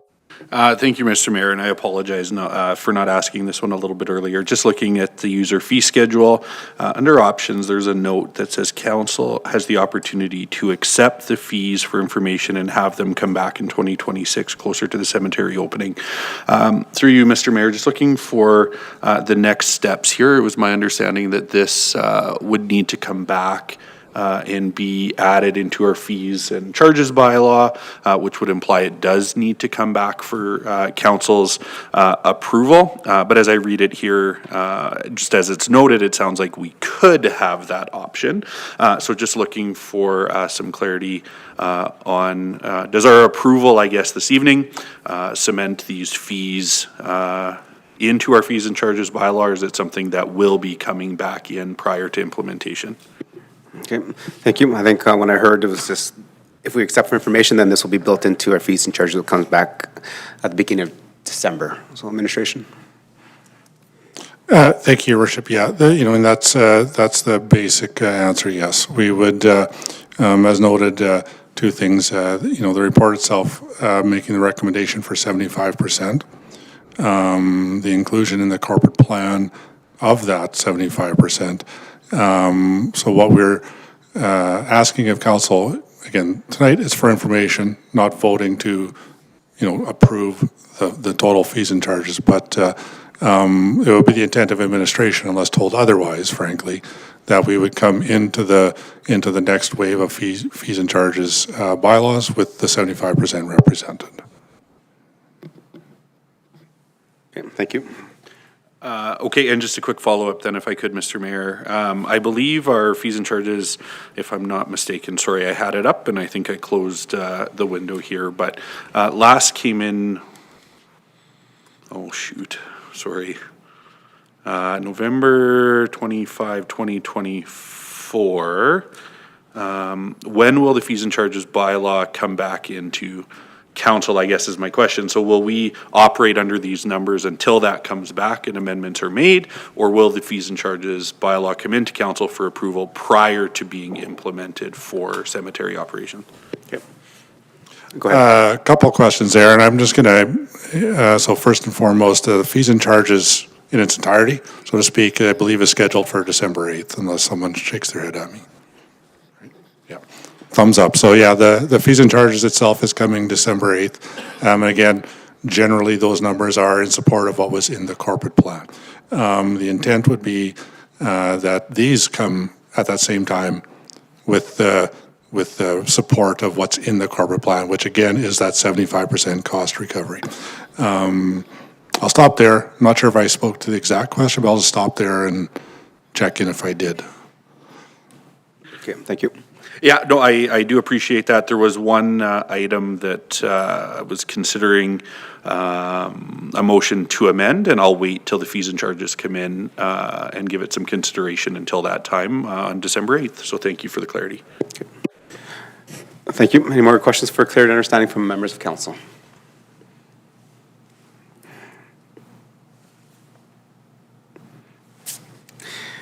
Okay, I do have a question. Just trying to think of how to word it properly so it doesn't seem like I'm a mean person. Okay, so follow up on Councillor Nieberg's question about how much time or capacity is in phase one, and we heard 20 years plus or minus, and then we also have options for phase two based on our cemetery master plan, which is excellent. Like, I'm very glad that we had the ability to get the land and have a couple of phases that will probably provide services for our community for the next 50 years. My question is, in terms of cost recovery at a 75% rate now, when all the interments are completed and there's no more lots and stuff to be sold, then that ongoing maintenance is 100% borne by the tax base.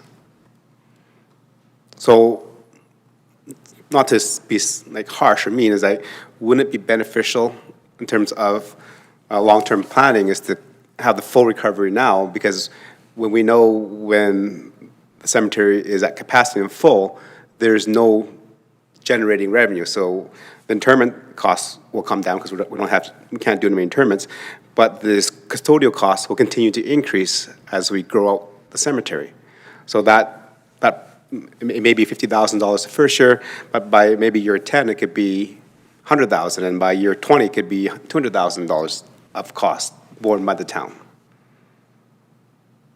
So my question is, did administration think of that when we're fully interned? Because that's an ongoing cost in the municipality, which we'll have to keep, and our costs will continue to go up, which we can't recover. So having here saying that we're having a 75% cost recovery is not quite accurate when you do the whole lifespan of the cemetery. Your Worship, I can maybe provide some commentary on that. I don't know if I would say I'll provide a direct answer to that particular question, and I would just maybe have my team here ready to speak maybe more directly to what was all put into that. I think, Your Worship, it's important to appreciate or understand that, yeah, we might have 20 years on this particular one. We might have, it could be much longer. My recollection generally of all of the, sending it out into the future, how long all of that land could last. It was frankly quite long, based on whatever 40 or 50 or 70 internments and so on and so forth, annually, so to speak. I think it's fair to say there's a lot of room out there, which, again, if you're out there, we're going to be constructing something 35 years or 30 years from now to the next phase.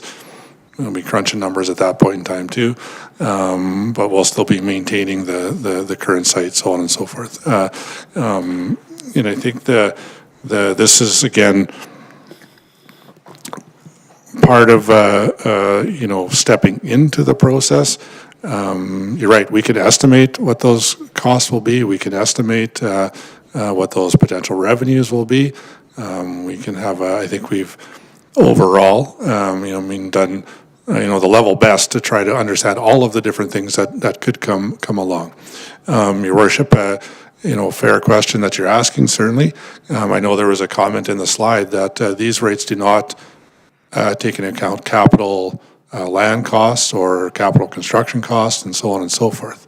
That was, again, a decision that had to be somewhat made. Would we include those in that number you're looking at or not? Chose not. So there's, I guess my point, your worship, all of council, these are all of the dialogues that have gone on and will probably likely continue to go on. And hence a little bit of that, what are we going to look like in 3 years or 5 years? As we understand this better, as it becomes a ingrained service and provision for the community. So, your worship, I'll just maybe open it up if any of the staff want to speak a little bit further on the question you asked originally. Thank you, through your worship. I will just add a very short little brief. There was discussion with both our contractor as well as internal administration regarding the future and when cemeteries are at capacity and how those costs impact the municipality.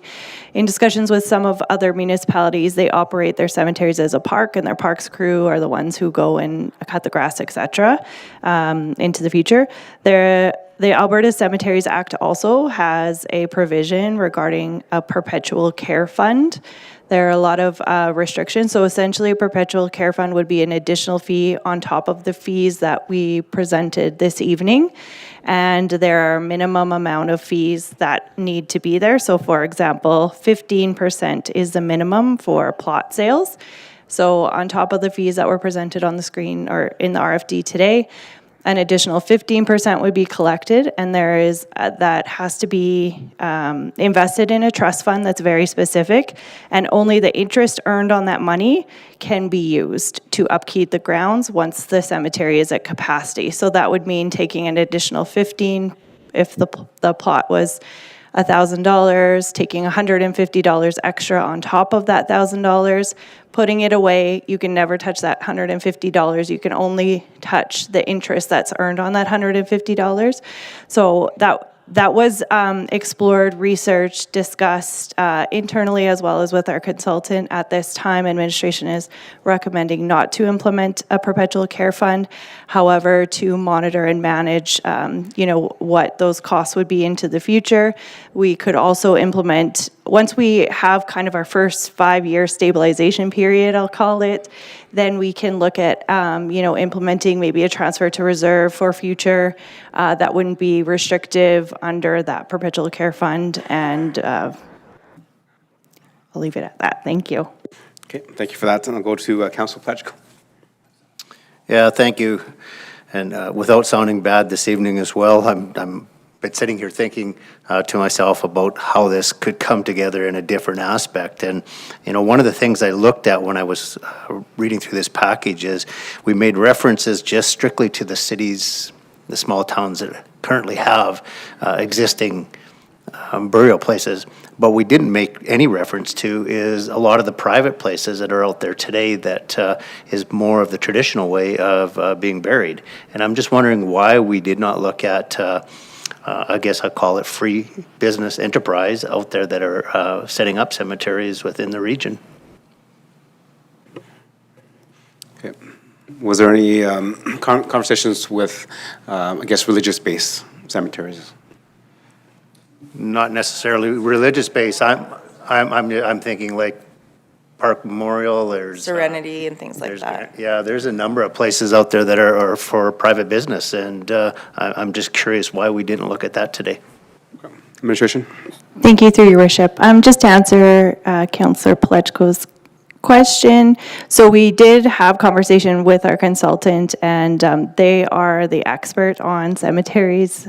And so they did look at some of those costs as well. They were not reflective in this report specifically, but there was dialogue regarding, what are some of those comparables as well. We felt it made the most sense to compare the municipalities for this purposes.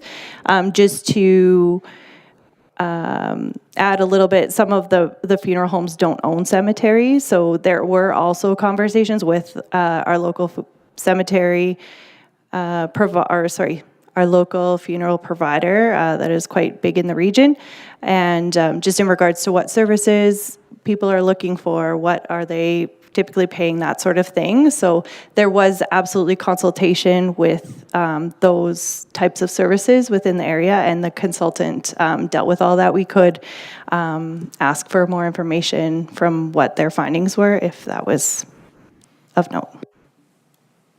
Again, if I can, I'm just wondering, when we're looking at something that's as new as this, and hear quite often from our residents that we shouldn't be subsidizing certain things within our community, I'm just wondering if we are able to have a look at everything that's out there for us, so that when we sit at the council table here as councils, we have all of the information in front of us, and we're able to make an educated decision based on all the information, not just specific to local communities. Again, that would be just my thought process when I sit here at the table, thinking that we should be able to look at all of the policies that are out there that surround the costs associated with it. Your Worship, if I may, I appreciate the comment and the question there. I think just by the simple nature of a private business, I don't know that we would be able to gain access to costs. I think, we would be able to gain access to fees, but we wouldn't have the ability to know, where the original capital come from, what did that cost, all we would be able to see would be the revenue, the potential fee schedules versus, I don't know that for a fact, but generally speaking, I'm not sure private sector will just turn their books over and allow us to look through them to determine costs and so on and so forth. Appreciating the dialogue with council, I think the perspective, the cost recovery percentage is what I would say, or I would believe to be one of the decision points for council. That would just dictate whatever the numbers are, would then generally be designed to match up with what the projected cost and so on, regardless of what, everything that is combined in there. Essentially, we spoke a bit about the golf course a little bit earlier, but, if it's set to be, cost recovery, if not a little bit more, then that actually drives the rates and the expenditures and so on and so forth. Over the course of managing the service, so to speak, is that's what would set the full direction. So, but that would translate into fees, and again, generally appreciating that council would likely have some understanding of or desire to know what those fees would be or could be. You can see those numbers on there. So, sorry, Your Worship, I guess maybe I'll just back up. I think there's the cost recovery aspect is important for council to be aware of and provide direction on, frankly. How that relates to what other places charge, that's to a degree that's important, because I know that's how we went through it ourselves.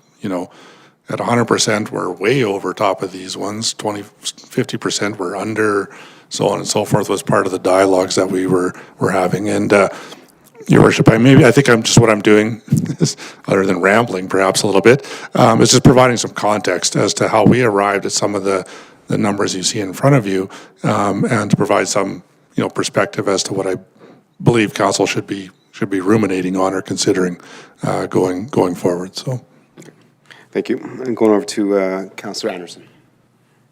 Thank you, Mr. Mayor.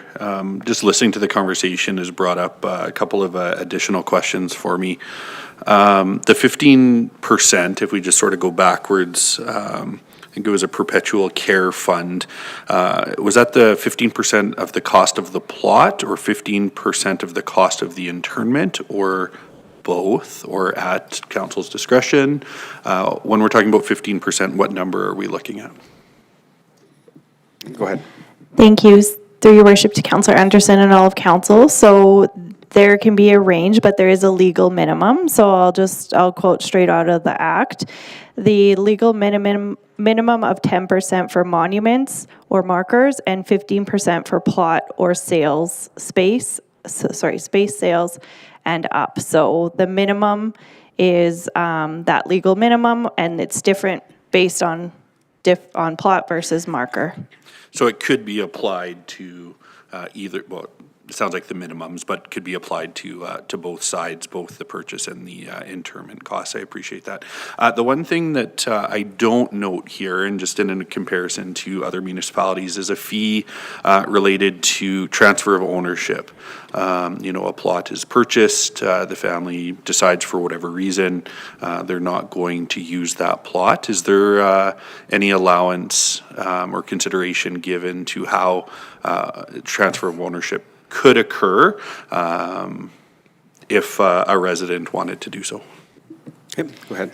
Thank you through your worship to Councillor Anderson and all of council. So that is one of our other fees that we're still working out administratively, and would be one that we would bring back as an other section once we're completed with our operational plan and how we're going to work that out, and we're still working out what those fees would look like. Perfect, thank you for that. And along the fee conversation through you, Mr. Mayor, just a bit of an update maybe from administration. There was some conversation about building this into the ERP program, what that could look like. Is there an update yet, or is that something to come moving forward? Go ahead, administration. Through your worship to Councillor Anderson, all of council, you're correct. We're looking to leverage some of the software solutions coming in through our e-permitting program, actually. So that has started. I was just having a conversation this afternoon on the progress and how that's going. So the short answer is it's being done. I don't have an update on that tonight, but that is work that's underway. Thank you. Any more questions for clear understanding from members of council? Okay, administration, thank you for the presentation and the concept and the recommendation of a 75% cost recovery. Definitely highly supportive of having the ceremony come online. The fees I'm a little bit hesitant on, especially some of the questioning that was asked by members of council, just for clarity in terms of going forward. What I heard was there was the perpetual care fund, which was thought about but not thought about, but it wasn't added to the fact, and the fact that our land and construction costs were not added to the costs of the plots and stuff, which means our tax base bore all of that as well. So in terms of going forward, if council accepts this for information, I think it's mentioned, are we more or less then accepting the 75% recovery model, or is it an opportunity to have a deeper conversation to maybe adjust that or change that? Your worship, appreciate the question. Yeah, there's always opportunity for further dialogue, further conversation, further understanding, so on and so forth. The timeliness of this particular one is that, simply put, we won't be able to sell plots until we have the rate set. I think we're a few months out, at least, I believe, from other things being ready to sell plots. As the general manager has indicated before in previous updates. So, is the December 8th required date? Short answer is no.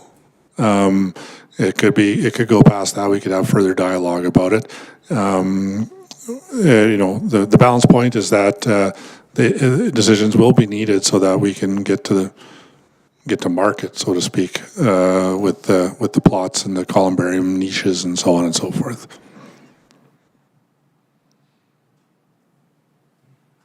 Okay, thank you for that. And then just another question of clarity for myself. In terms of, this is coming along, our land is almost done, construction is done, so definitely we will be having a kind of a building reserve to take care of the buildings that we've put out there. So there'd be replacement and then definitely, repairs and maintenance. I think when the administration mentioned the perpetual care fund, which is legislated by the Alberta Cemeteries Act, can we do something similar without having to do that? Like, create our own reserve? Because I think you said there's lots of things that we have to do, but what if we just, cost recovery model is 85%, and we take 10% of that ourselves and put into reserve to take care of that? Or do we actually have to register with Alberta Cemeteries? Thank you, through you, Your Worship. So the Perpetual Care Fund municipalities are not required to implement it, and we could implement our own mechanism using reserves or using, that 5-year stabilization period to see where revenues are at, what the uptake in the community is, if our fees need reset, if we can put money away back into reserves. And we will be looking, or our intent is to look at that on an annual basis as well. So if we have a surplus in one year, put that away. There may be a deficit in the other, and just kind of have that stabilization period. But there is also ability to increase a transfer to reserves for future operations or maintenance, or absolutely for life cycle items. We do not have a building on the site, so there is no building life cycle, but for some of the equipment, we would be doing that, absolutely. Councilor Niebergall? Thank you, Worship. Through you and to administration. In doing this cost comparison, we're comparing ourselves to fully established cemeteries currently. Was there any deep dive done into those in their infant stage of when they were coming online? Okay, go ahead. Thank you, through your worship, to Councillor Niebergall and all of council. So you're right, there are a lot of cemeteries that are fairly established. We were able to connect with Calgary, the city of Calgary, who was reached capacity at one of their cemeteries and just is opening up a brand new cemetery. So we had a lot of conversations with them. They shared their operational plan as well. So we were fortunate to be able to make that connection and have some of that, which helped us in administration with a lot of conversations and some decisions that we had to do in opening a brand new cemetery. Anything else? Just a follow-up, thank you. And so in terms of their startup cost and their cost recovery percentage, was it around the 75%? Okay, go ahead. Thank you, through your worship, to Councillor Niebergall and all of council. I don't have that specific, we didn't ask that specific question, but that's something we could try and ask. Okay, thank you. And just one more. Go ahead. Thank you, Your Worship. Through you to our CAO here, what is the timeline of when we would have to have this figured out in terms of, as I think we're all kind of tossing around this 75 cost recovery, and so what is a timeline for us in terms of having this finalized? Okay, go ahead. Yeah, Your Worship, and I think, again, the intent coming into this evening was, recommendation was 75%, and frankly, we are reasonably confident in the rationale that got to that. Again, with the underlying thought that this is new, and we will learn over the course of the next few years. So along that line, again, back to that December 8th, that we would, should council see fit on December 8th to make that decision, we would then proceed. It would be one more step completed, and we would proceed with the rest of the implementation and opening, so to speak.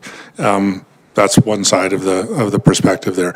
And I kind of mentioned earlier, alluded to, we do have time that we need these rates to be able to open up and sell the plots in Columbarium. So, we are probably a couple months out, at least, I believe. So I would say, February, mid-February, when we would be ready to do that. So the other side of that is, we have up until then, given council schedule, so on and so forth, second meeting in January, first meeting in February, that sort of a timing, so. Okay, thank you for that. Any other more questions for clear understanding? Councillor Loyens, go ahead. Thank you, Your Worship. Through you to administration, just when it comes to the cost of these sites, will residents have the option to do a payment plan on them, or is it expected a one-time upfront fee, or how are we planning on initiating the cost to the residents who so choose to use our cemetery? Go ahead. Thank you, through your worship, to Councillor Lawrence and all of council. We're still working on some of the operational pieces, but I don't anticipate our intent would be to front-end cash for residents with their right for internment.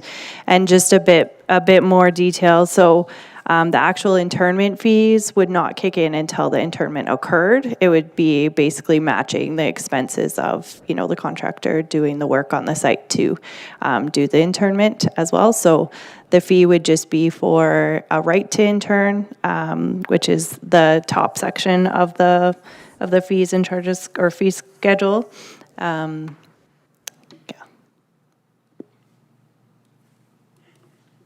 Okay, any more questions for clarity and understanding? Okay, so that just raised another question for me then. I just heard that the cost would be just for the top part of the internment, so the plot itself, but you'd be charged again when you do an internment? Thank you, through your worship. So I can give you the page number, my apologies. If you go to page 81 of the package, the top section of the fee schedule on the screen or on your screen is just for the plots or the niches or the columbariums. And then there's a green line that's kind of separating that, and it's titled internment or open and closed services. And so once an internment actually occurred, there would be an additional charge for a full burial, for example. That's the first one there. So if you were to buy a standard single plot at the top, the very first one, and then do your full burial, it would be those two added together would be your total cost at the end. However, you could purchase your plot years and years before actually using it.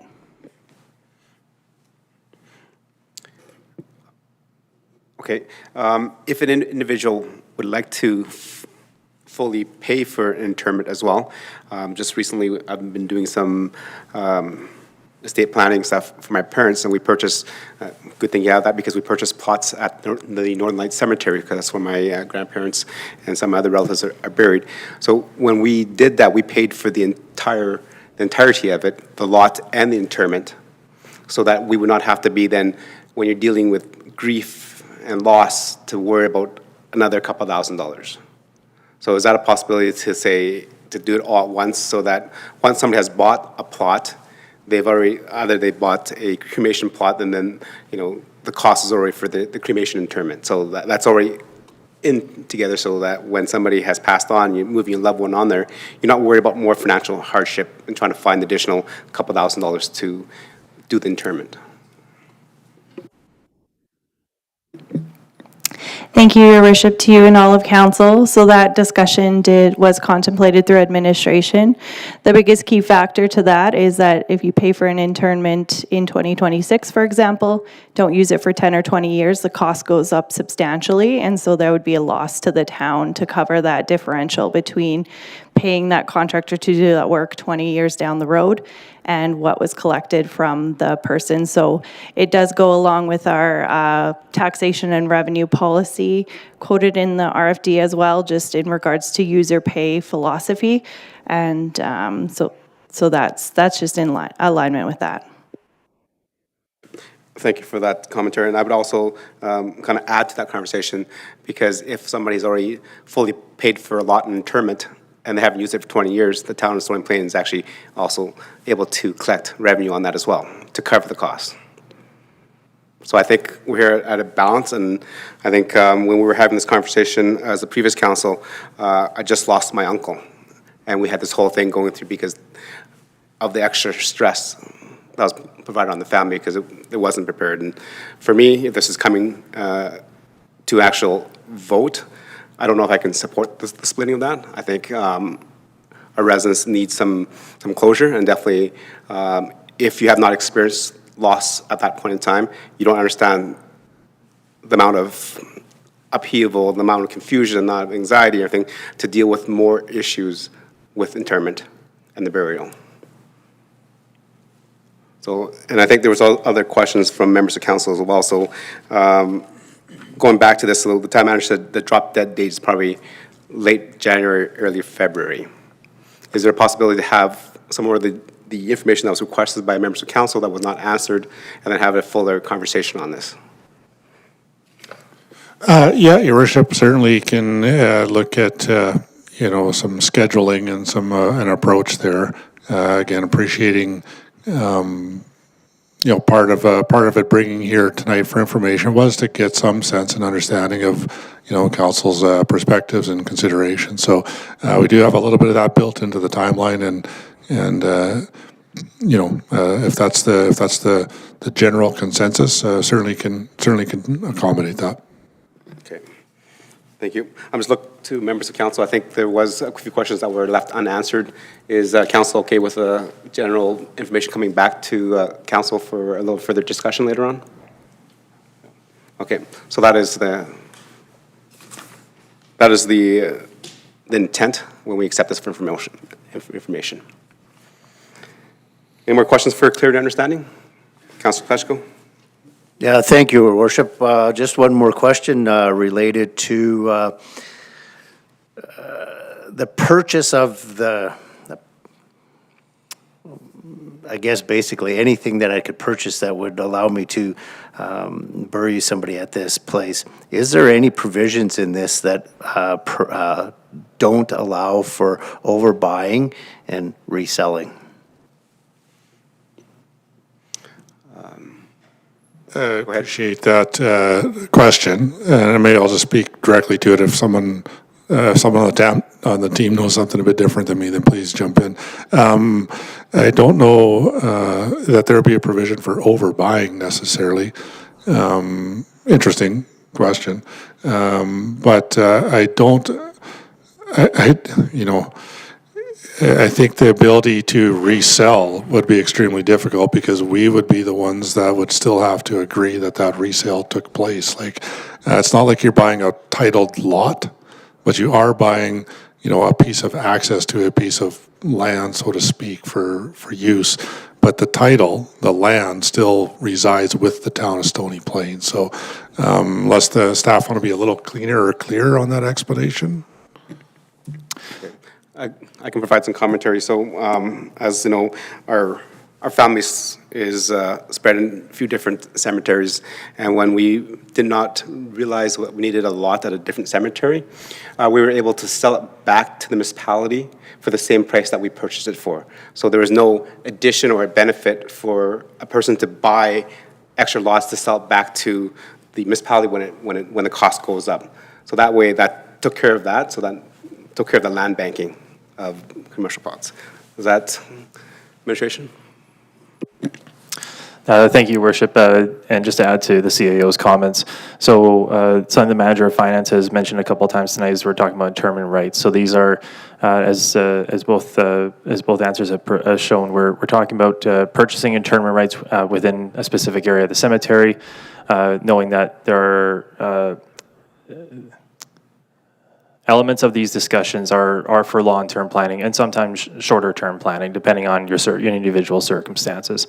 So when cemetery, and I'll give a little bit, I would just like to give a brief overview and just maybe just a quick comment. So as a big part of what we've been, part of the discourse within town staff has been how to open up the different portions of the phases as we sell these internment rights, and how that methodically will go to people. So is there the option for people to buy multiple internment rights at the same time? There will be provisions for that, and in terms of there might be a whole family that wants to purchase their own individual internment rights.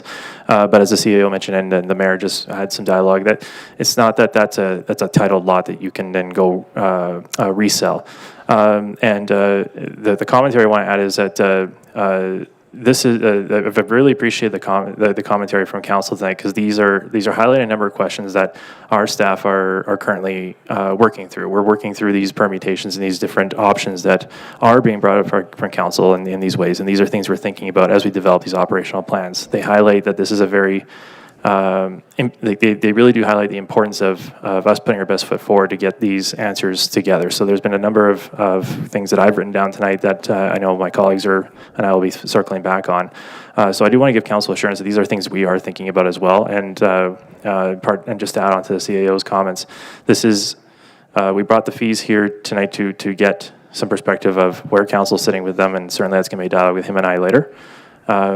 So I hope that answers that particular question, maybe gives a little bit more as to what we're hearing from council tonight. Okay, thank you. Right. Any more questions for clear understanding? Okay, Councilor Niebergel for the motion, please. Thank you, Your Worship. I move that the town council accept the cemetery fees report for information. Okay, thank you.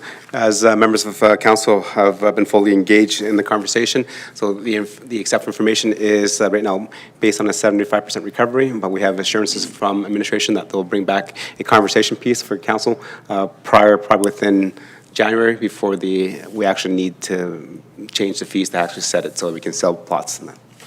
Okay, I see nodding, so that's what is understood. Any questions, comments, and debate on the motion? Councillor Anderson.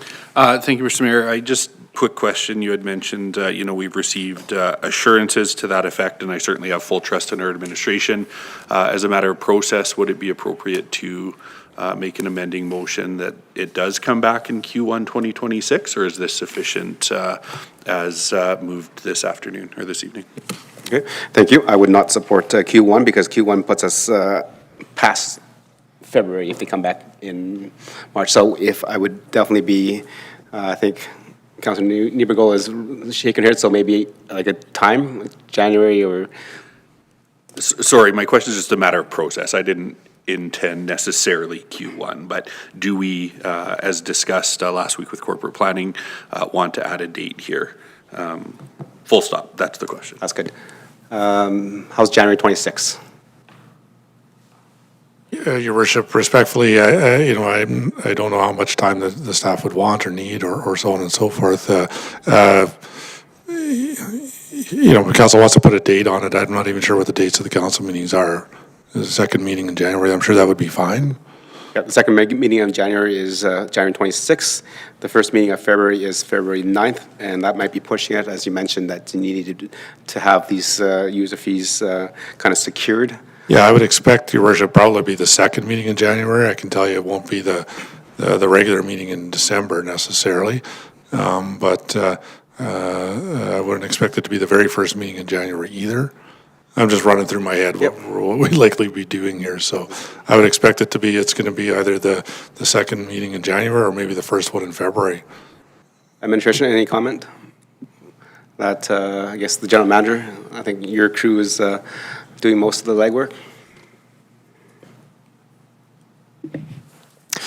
Through your worship to all the council, we'll certainly aim to meet the timelines that are being discussed here. As I mentioned, we were already planning to do a more purposeful update to council on the services, so I would have to confer with the CAO on timing. But that's something that we'd have to take back and confirm the dates. But that range seems appropriate. I'll work with the CAO on what we've and make sure we hit those timelines. Okay. Sounds good. I am good with that. Thank you for the question. Councilor Niebergel, are you okay with the motion standing, or would you like to add something? You're fine? Okay. Members of council, any more questions, comments, and debate on the motion? See none, I'll call the question. All in favor? And that is carried.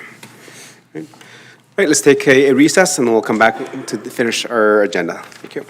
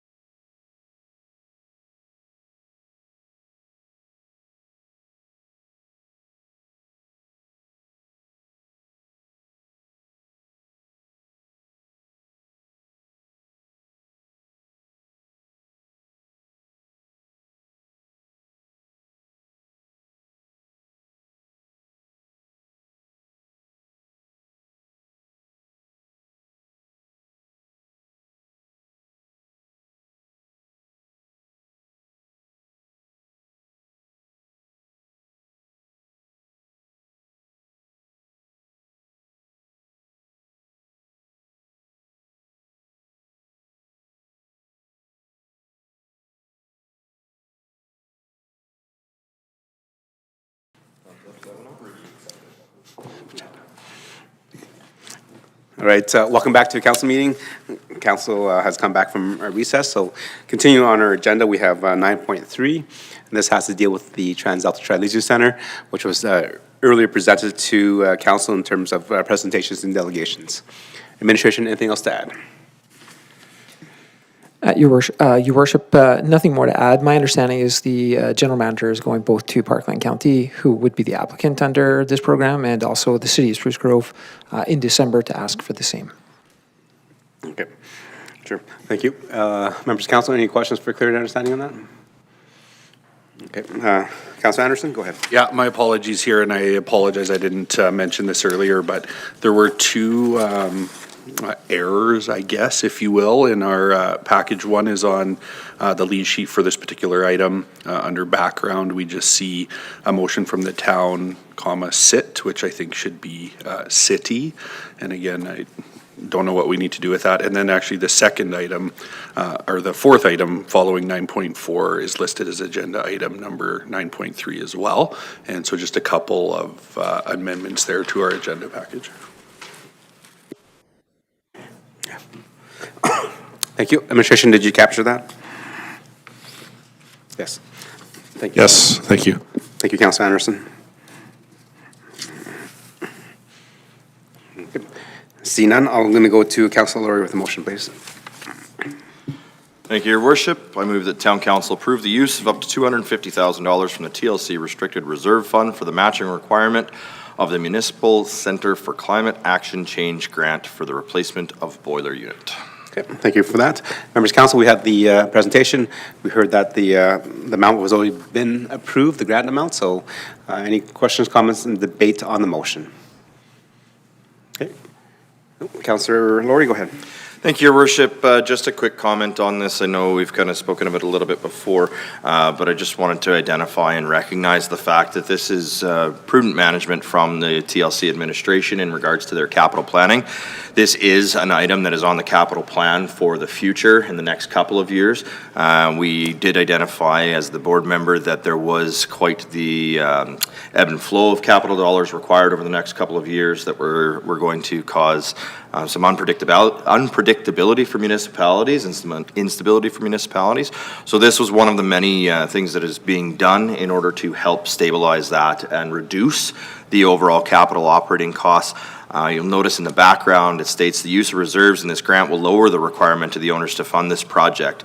The reality is actually, as owners, we are funding this project because these reserves are essentially compiled of money that we had already provided to the TLC for projects in which came in under budget, or money that the TLC generated as revenue, which would have gone against various things such as capital or operating costs. So this is a great opportunity with the fact of the TLC being closed for 9 weeks next year for the replacement of AHU1. This provides an opportunity to replace this at a time where it is convenient, and it will lessen the requirement to close the facility for a longer period of time in the future when this item was originally planned to be replaced. Plus the fact of taking advantage of a grant that's going to save us 50% of the cost, or $250,000 as the owners. I think, again, it's, I just want to really highlight the prudent management of the TLC administration and the way that they have worked towards the capital requirements of the aging facility. Okay, thank you for your commentary. Any other questions, comments, and debate on the motion? I just have questions to the representative.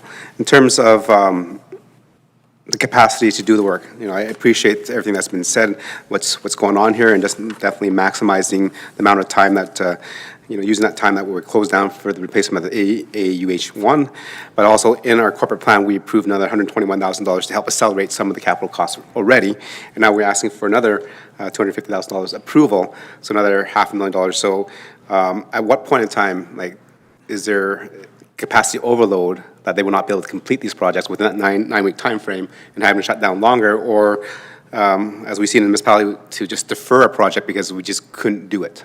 Thank you, Your Worship. Appreciate the question. I would say actually because of the difference in these projects, the capacity is actually very good because For example, in the 9 weeks, the air handling unit is typically in the roof area and the ceiling area. The $121,000 for the pool pumps is all down in the basement, in the pump rooms, and those so on and so forth. And then the boiler units are more in the mechanical area of the facility. So because there's no overlap, where work on one area can't happen until work on the prior project is completed, and so on and so forth, from a time capacity wise, that is great. And then again, these are also all awarded contracts, and so these will go out through tender and so on and so forth to appropriate contractors who would be able to undertake the work in the specified time period that the TLC has identified. Those will be components of that RFP, is the timeline in which the work must be completed, maybe within the time window identified by the Tri-Leisure Centre for that.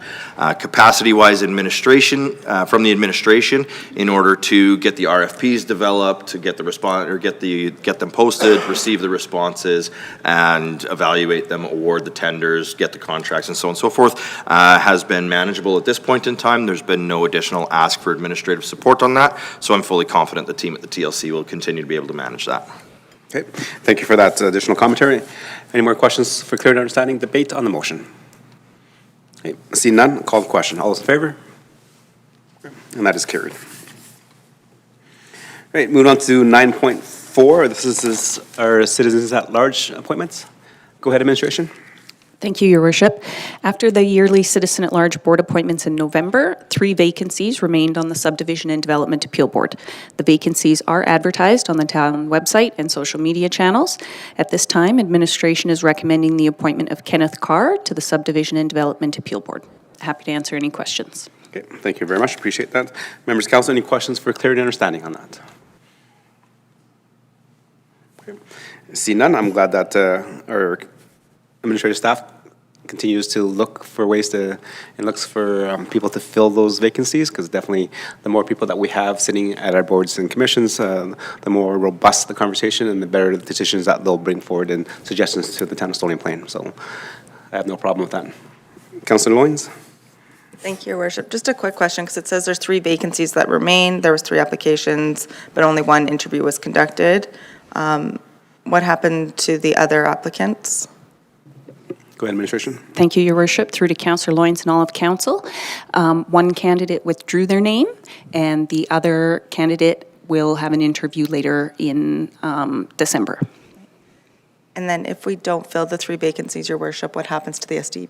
I think it stays open. Like, can it operate? Like, where do we sit with people having? Yes, I think, go ahead. In terms of how Thank many you. people we need for quorum? and- Yes, at this point, we do have quorum if a hearing were to be held. Thank you. Any other questions? See none. Councilor Anderson for the motion, please. Thank you, Mr. Mayor. I'll move that Town Council appoint Kenneth Carr to the Subdivision and Development Appeal Board. Sounds good. Any questions, comments, debate on the motion? See none, I'll call the question. All in favor? Okay, and that is carried. All right, that comes to number 10 is council discussion. So this is the time that members of council can bring up issues, concerns they've heard from residents or stakeholders, and also bring updates from their committee and board appointments as well. Councilor Loynes? Thank you, Your Worship. I just wanted to make note that on Sunday is the start of our Winterfest, starting with Santa coming to town and the light up of our Christmas tree on Main Street, as well as on our website under Winterfest, all the fun activities leading up to Christmas. Thank you. Councilor Nebo? Thank you. Councilor Anderson? Thank you, Mr. Mayor. Just really quick, want to highlight the Stony Plain Kinsmen's push for the Christmas hamper program. We have had our local Tim Hortons involved. Members of council and the community have been decorating smile cookies. That particular initiative did finish up yesterday, but early indications are significant. growth year over year. I think it sounded like 30% potentially increase in the number of cookies sold. I know members of council and others had the job of being program ambassadors, standing at the front door of Tim Hortons locations and doing their best to educate the community about that initiative. I know Councillor Meyer convinced me to walk out with a dozen cookies as well. Did such a good job there. But those initiatives are ongoing. The Kinsmen continue to rally support at businesses around the community.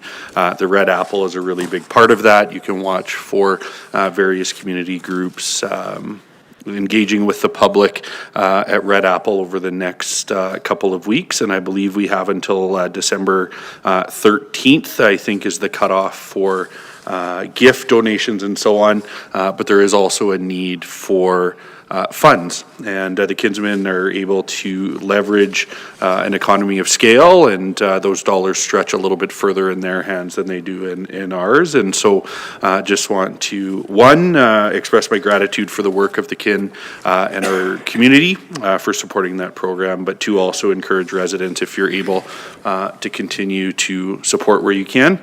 And if you're a family that may benefit from the hamper program and the food bank program, please reach out to the Parkland Food Bank as well. We'd love to get you registered.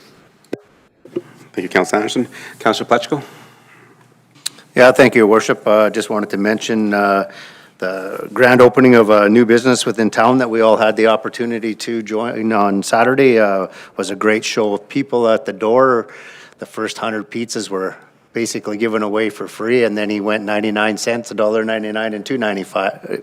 And I think at the end, they just about sold all the $2.95 ones too, so it was a great show from our people in town that come out to do it.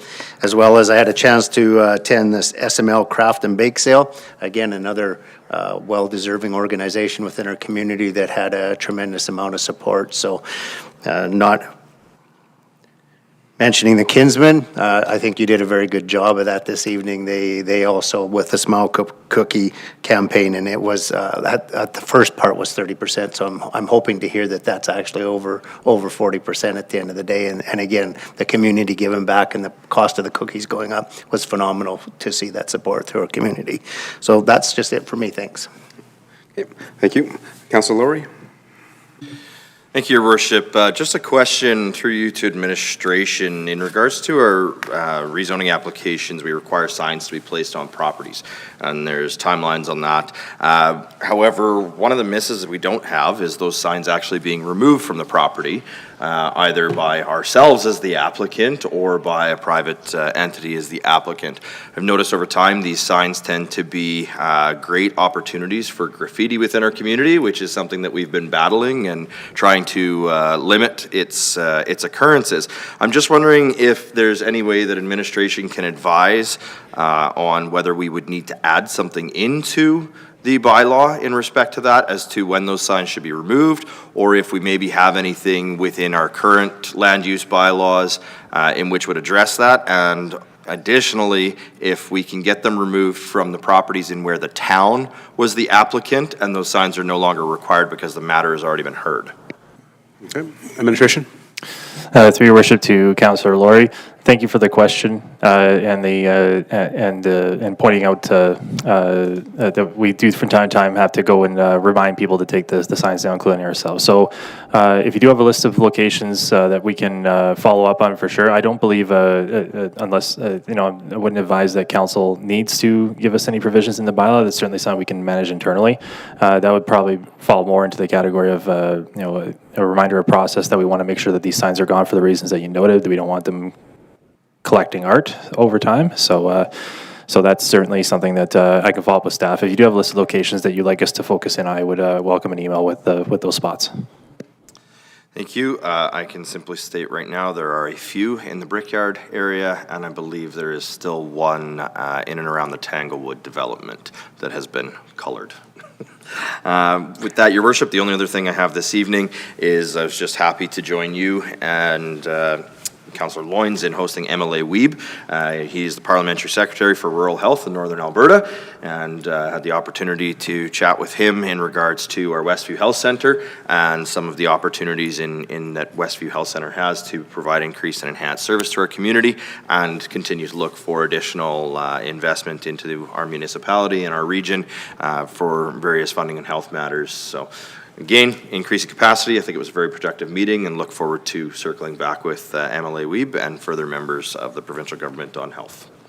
Okay, thank you much, appreciate that. Deputy Mayor? Thank you, Your Worship. First, I'm not sure, can I take credit for a 30% increase in the Smile cookies? You can I think I can. You can take credit for my dozen.